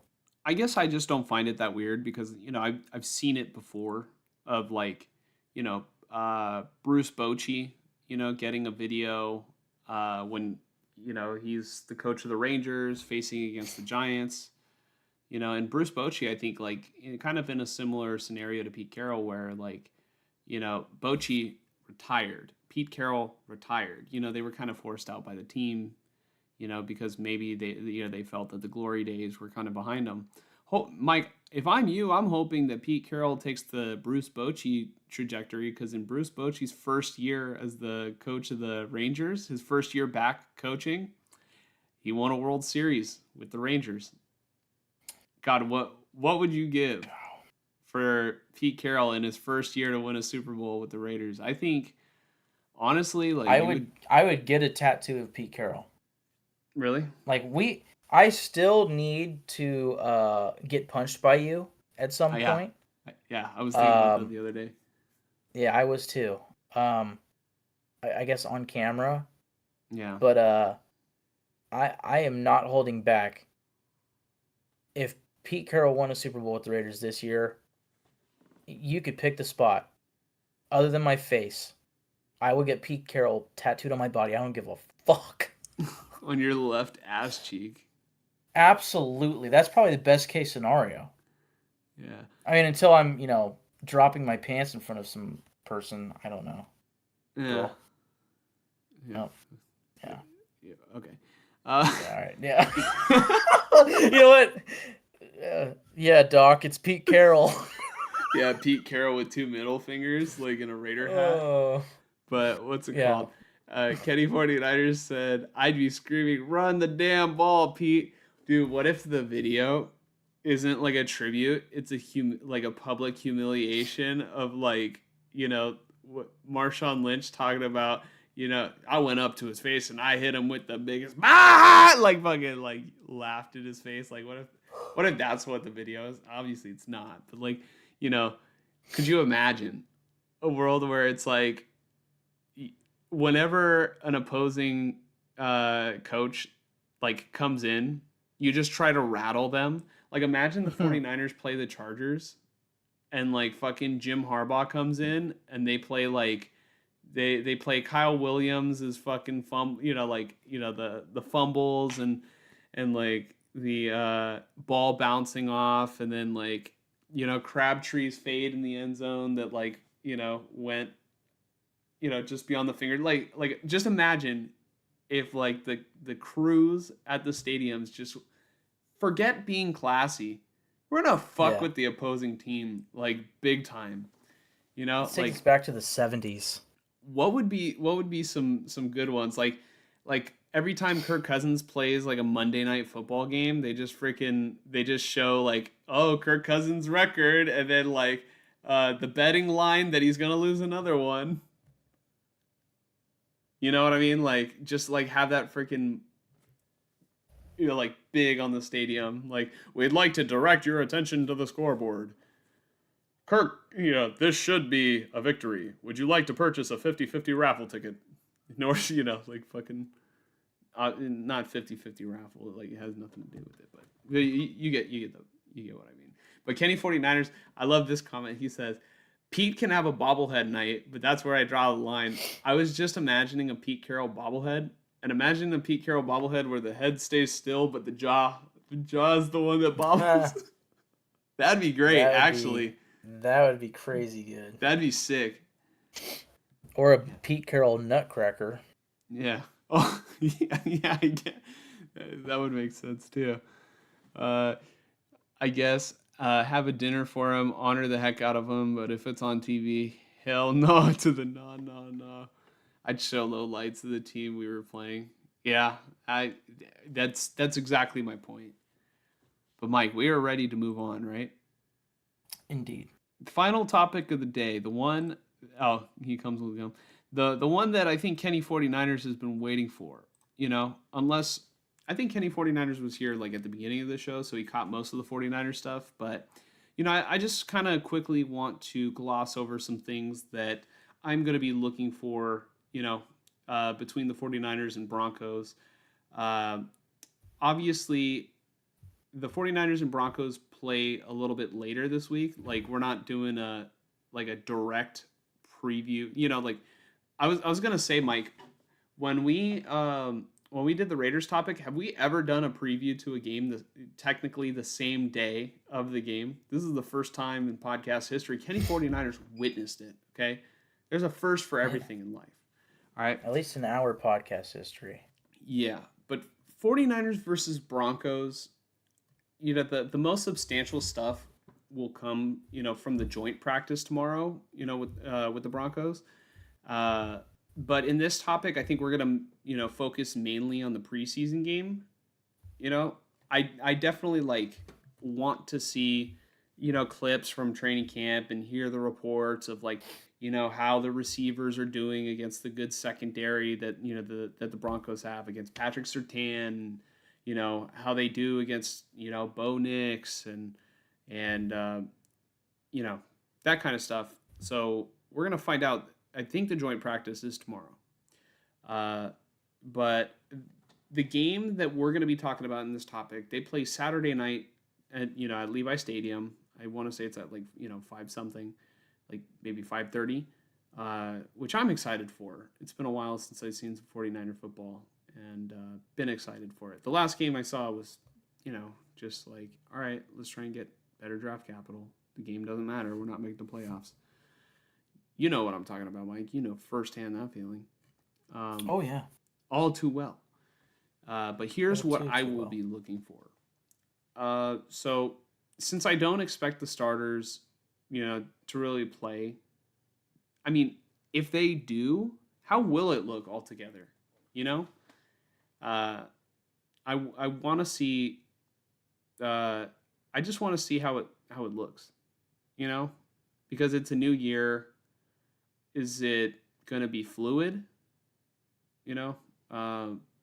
Just how does it mesh? But I'm going to focus on what we probably will see, at least a huge chunk of in this game. I think we're going to see probably a good amount of Mac Jones, and I'm going to be, kind of focusing a little bit on him because, I want to know, is his good camp going to translate, to a game, when he's running the Shanahan offense? Obviously, we've seen him in other destinations, the Patriots, the Jaguars. But how will him running the Shanahan offense in a game look? I think it's safe to say, for me personally, this is the strongest that I felt about a backup quarterback in a long time. Obviously, I really liked Trey Lance a couple years ago, but in terms of ready now, I think that Mac Jones is if something were to happen, I think there would be less growing pains, and he would just be ready to play well, right? Obviously, it'd be worst case scenario if Mac Jones ever had to come in, but, things happen. I mean, we're the 49ers. We know that we need backup quarterbacks. I'm also looking to see which running backs look good. Jordan James, if he plays, I know he's a little banged up, his knee. But we know what to expect out of Patrick Taylor Jr., but what about Amir Abdullah and Corey Kiner? I'm excited to see Corey Kiner. I know Kenny 49ers in the comments was talking about how, he's looking forward to seeing Corey Kiner. Corey Kiner, Corey Kiner and especially Jordan James are guys that I'm excited to see in the Niners preseason. Mm-hmm. And Upton Stout. Getting ahead of myself, but yeah. I want to see how do the receivers look. Denver has a good secondary, and we will, like I said, hopefully see clips from the training camp. But I think it'll be a good measuring stick for how good the receivers are actually performing, because that's been a huge question mark all offseason on whether or not they should sign Juwan Jennings, whether or not, they're going to have enough guys, enough pass catchers, with Brandon Ayuk out and potentially Juwan Jennings sidelined. And then Ricky Pearsall if he misses time, right? Because he still has yet to prove that he can fully stay healthy, right? He's doing good in camp, but it's about consistency, right? In the preseason game, I want to see if these guys can consistently get open, and one of the guys in the game that I'm mainly going to be looking at is Jordan Watkins because I've heard good things out of him too in camp. And then the next thing I'm going to be looking for is how does the backup offensive line perform? Are we screwed if we experience injuries, right? Like it happens. Trent Williams misses games, and then shit happens in the trenches, right? I want to see, do we have anybody who has potential to step up? I want to see if the defensive line can stop the run, and how is the pass rush? Because last year, the 49ers had a big problem stopping the run, right? If CJ West plays, I will be looking for him, especially, and then I will be looking, I would be watching Alfred Collins to see how he looks in a game, versus what I've heard of the struggles at practice. I'm going to be also keeping an eye on Nick Martin and Tatum Bethune. Bethune was the 7th round pick. I want to say it was last season or maybe even 2 seasons ago now. But, I just want to see how Nick Martin looks. I'm curious because I haven't really seen much clips from him. So I just kind of want to get a feel on, what kind of linebacker he is, right? And then I'm also interested to see, how the punter performs and, just kind of how he punts the ball because we have a brand new punter for the first time since 2017. So, there's that. And last but not least, I cannot wait to see Jake Moody line up for a kick. That's going to be great, right? It's going to be fantastic. Yep. That'll be great. That'll be the highlight of the preseason, really. Yep. But all right. Let me know, Kenny 49ers, let me know in the comments what you're going to look for, and Mike, is there anything that you in particular are looking for, or you think I kind of touched all the main bases? Yeah, I think you touched on most of them. I would say, I had heard that Upton Stout has a shot at the starting nickel position for you guys. That's definitely a player as a rookie that I'm looking for. I want to say when he was drafted, I want to say that was when the Raiders had back-to-back picks with the Niners. And I think the Raiders, that's when they took Tommy Millott. It was the end of the 6th round, right? Could be, no, maybe it was the 7th round. I don't know. But I just remember Upton Stout was on the board. When the Raiders took Tommy Millott? Or when the Niners were about to pick and the Raiders took, maybe it was Tonka Hemingway. I don't know. Somebody like that, or JJ McGeese. I'm not sure, but I'd have to look back on the draft.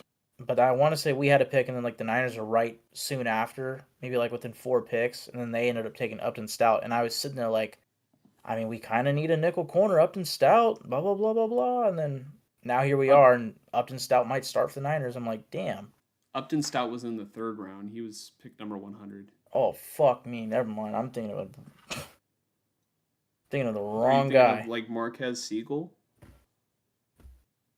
Did you take another corner later? He's either a corner or a safety. Let me look up 49ers draft. Maybe. 2025. Okay. It's been a while since the draft, dude. I've been so out of it. Yeah, the only other guy that we took in the secondary was safety Marquez Siegel from Kansas State in the 5th round. Maybe. Yeah, maybe. I'm not sure though. Mm. But one thing that's not talked about that I'm also I just thought about is interesting about this game is Is Clay Kubiak gonna call plays? Like, is Clay Kubiak auditioning for possibly an NFL coaching job? You know, Yeah. because Mike Hmm. McDaniel just a couple years ago, the 49ers produce coaches. Who's going to be the next? I would have to assume Saleh because Saleh's awesome. But yeah, I don't know. Kenny 49ers says, do you know if the 49ers game is going to be on TV? Yeah, I'm pretty sure it's going to be on KPIX 5, but don't quote me on that. But I think that was like where they've been playing the preseason games earlier. I thought we canceled the practice, or was that with the Raiders? No, did they cancel the practice? Let me double check. I I don't think the I never Raiders heard practice anything. is canceled. 49ers Cancel joint practice. practice with Broncos. They're cutting down joint practices, but let's see. Uh, they're just going to have one joint practice. So instead of two, they're having one. With both teams or I think with both, Broncos? both teams. Oh, They're just having one gotcha. each. Huh. So That's fine. yeah, I think that's what Grant told me too. Because I texted Grant asking him if he was going to the Joint practices. yeah, okay. So I said, hey Grant, are you going to be attending the joint practices in Vegas against the Raiders? He said, yes, it's one practice next Thursday. Gotcha. So the Broncos one, I think, is also just one practice too. So. But let's see. I'm just gonna take these last comments and we're gonna get out of here. For sure. Like a pack of baseball cards. Yeah, I had plenty of baseball card packs with the chewing gum in it, and I was advised since they were very old to not chew it. But let's see, Mac Jones is gonna cook. Yeah, I'm thinking he's probably gonna play very good, but I think it would be a little alarming if he's like throwing interceptions and stuff, like you know. But we'll see. I tend to think that he's gonna play well. I like Corey Kiner better than I think Amir Abdullah Or Jordan James, I think is or what he's Jordan saying. James. I don't want to take Yeah, I anything mean, away from that Denver defense, but their schedule last year was not super hard. I mean, but they're in a tough division. Like they had to play the Chiefs twice, and they nearly beat the Chiefs. yeah. And Their defense is Chargers. very, very good. But I don't disagree with him because I want to say the Broncos were coming off a fourth place finish the year prior. I could be wrong there. But I want to say, oh no, that was the Chargers actually. Yeah. Yeah, because the Chargers got Joe Alt 6 overall, and then Bo Nix was like 13. So actually, they might have had second. Fuck, because we were right before them. Yep. I don't know. So, Yeah.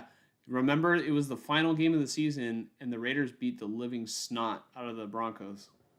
yes, we did. Yeah, they did. Yep.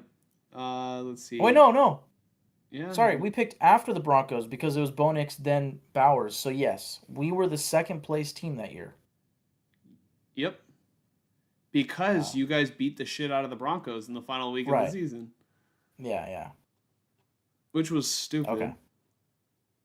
Well, useless essentially, but also it was a good statement at the time for like Antonio Pierce and blah blah blah blah blah. So Yeah. yeah, but would it have really helped him? I don't know. I mean, hey, Bo Nix maybe. In the same breath of like, you know, Derwin James versus Colt Miller, maybe Bo Nix is better for the Raiders than Brock Bowers. I don't know. Like I get it. One team has to win the game. They're all trying. All their jobs are on the line. But just like I'm just thinking about like, man, that gave the Raiders a harder schedule, and it like fucked up their draft capital. And yeah, I don't know. We've had this conversation Yeah. many times. Jordan Watkins was Trey Harris's backup. Is Trey Harris the Chargers guy? Yes. Okay. Yes. Junior Bergen, better return a punt or a kick. The Niners haven't had a punt return touchdown or a kick return touchdown in quite some time. It's been years. Jake Booty. I want to see the running backs. Let's see our safeties. LV Raider 10 tuning into the channel, I think for the first time, says Raiders. Mike, we've gotten a couple of those comments today. It's game day, baby. It is game day. LV Raider, if you rewind a little bit, we did talk, more about the Raiders, like just literally right before this 49ers versus Broncos preview topic. So, we're kind of at the end of the show today, but if you would be so kind to subscribe, Mike, I think we're finally going to start going live weekly now, right? Like there might just be about that there might be that yeah. 1 week before the season starts where maybe we don't go live, but yeah. I think we might, to just kind of recap the preseason / training camp and like cut downs.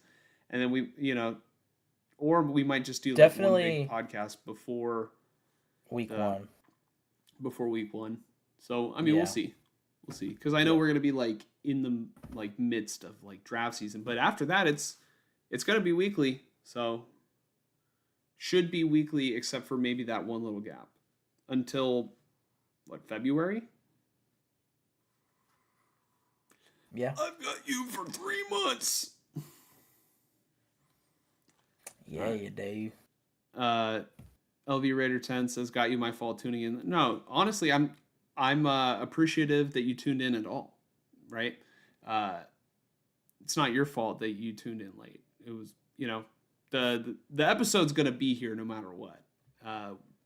You're new to the channel. We talk about the 49ers and the Raiders here, and we take comments. It's kind of more of like a chill fan perspective, just kind of giving our thoughts, our opinions, and we'll be on weekly reacting to games, not reacting like live, but but like after the fact, like probably we're gonna aim to do it Monday nights, right? Or like, right? Boom! Hey, he got it. I like LV Raider 10 already. He got the reference. I've got you for 3 minutes. All right. Kenny 49er says playtime. We had a lot of injuries, and I think we canceled. I think they still have one joint practice though, so there's at least that to look forward to. But if not, we still have the game on Sunday.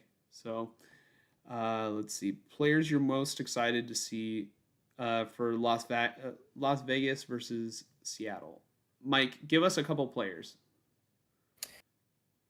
Let me look at the roster so I don't get anything wrong. I mean, the obvious ones for me are Jack Besh, Dante Thornton, and obviously, skill position players. I mean, Ashton Gianti, if he gets a drive, I mean, come on, got to see that. I feel like I've been hearing a lot of good things about Trey Tucker. How much does Trey Tucker play in this game? I mean, we know Trey Tucker, but maybe he's upped his game. On defense, Jaw Joyner, undrafted rookie defensive end. Tonka Hemingway, who is listed as a defensive end, drafted D tackle. JJ Pegues at D tackle, also drafted this year. How much does Jamal Adams play? Ex safety for the Jets and Seahawks, now apparently playing linebacker for the Raiders. Along with guys like Amari Gaynor, Tommy Eichenberg, Cody Lindenberg. Greedy Vance in the nickel. I subbed. Darian, nice. Kenny 49er subbed. Let me see. Darian Porter and DeCamerion Richardson at corner, as well as Eric Stokes if he plays a little bit. And then Chris Smith and Thomas Harper at safety, battling it out for that third safety spot behind Polamalu and Jeremy Chin. Those would be the main guys I'm looking at. LV Raider 10, you said that you do Raider content. I will also sub to your channel because I appreciate you checking out the Silver and Gold podcast. Hell yeah. Feel free to also sub to our channel and leave comments on our videos. Mike, got anything else you want to get off your chest before we get out of here tonight? I will say to this comment from Kenny 49ers, Jalen Milroe, great point. I am excited to see him. Damn, forgot And about that. Eamon Worry. I mean, Elijah Arroyo as well. I've heard a lot of good things about Arroyo, but Eamon Worry, I mean, as a physical freak athlete, that dude's going to be something. And then, yeah, Jalen Milroe. I'm sure he'll get a lot of play in this game. So, yeah, that'll be fun. Mm-hmm. And yes, thanks, man. I don't do too much content. I just keep my receipts there. Yeah. And then LV Raider 10, appreciate you. I just subbed to y'all. I'm gonna be tuning in to y'all. Yeah, no, yeah, we appreciate all you guys. We love to have the comments on the screen. We put in some work to get the comments all in one spot. We used to do individual comments, which I kind of miss it a little bit, but I do like just the live feed, just going through, and yeah, A little faster pace. Yeah, we enjoy having you guys as a part of the show. I want to thank Kenny 49ers. I want to thank LV Raider 10, Anthony C, Anthony. I'll just say Anthony P, Anthony Provencio, and just everybody who. Oh, and Chewy's NFL News and Podcast for tuning in and commenting, and big thank you to everybody else who tuned into the show tonight. It was a great episode. Mike, for the amount of topics that we had, I think that we had a really good pace, honestly. I mean, I would say so. We had a lot of topics to get through. How long did we end up going for? 3 hours. Like literally 3 hours. Which, I mean, it's a long show, but, we've gone longer for less. Yeah, for sure. No, we were doing a pretty good pace. So, yeah, so everybody have a great night. We'll catch you guys next week, hopefully with 2 victories and, more importantly, no injuries. And Mike is just... Yeah. It's waiting. Good night. Okay, buddy. Okay. Yeah.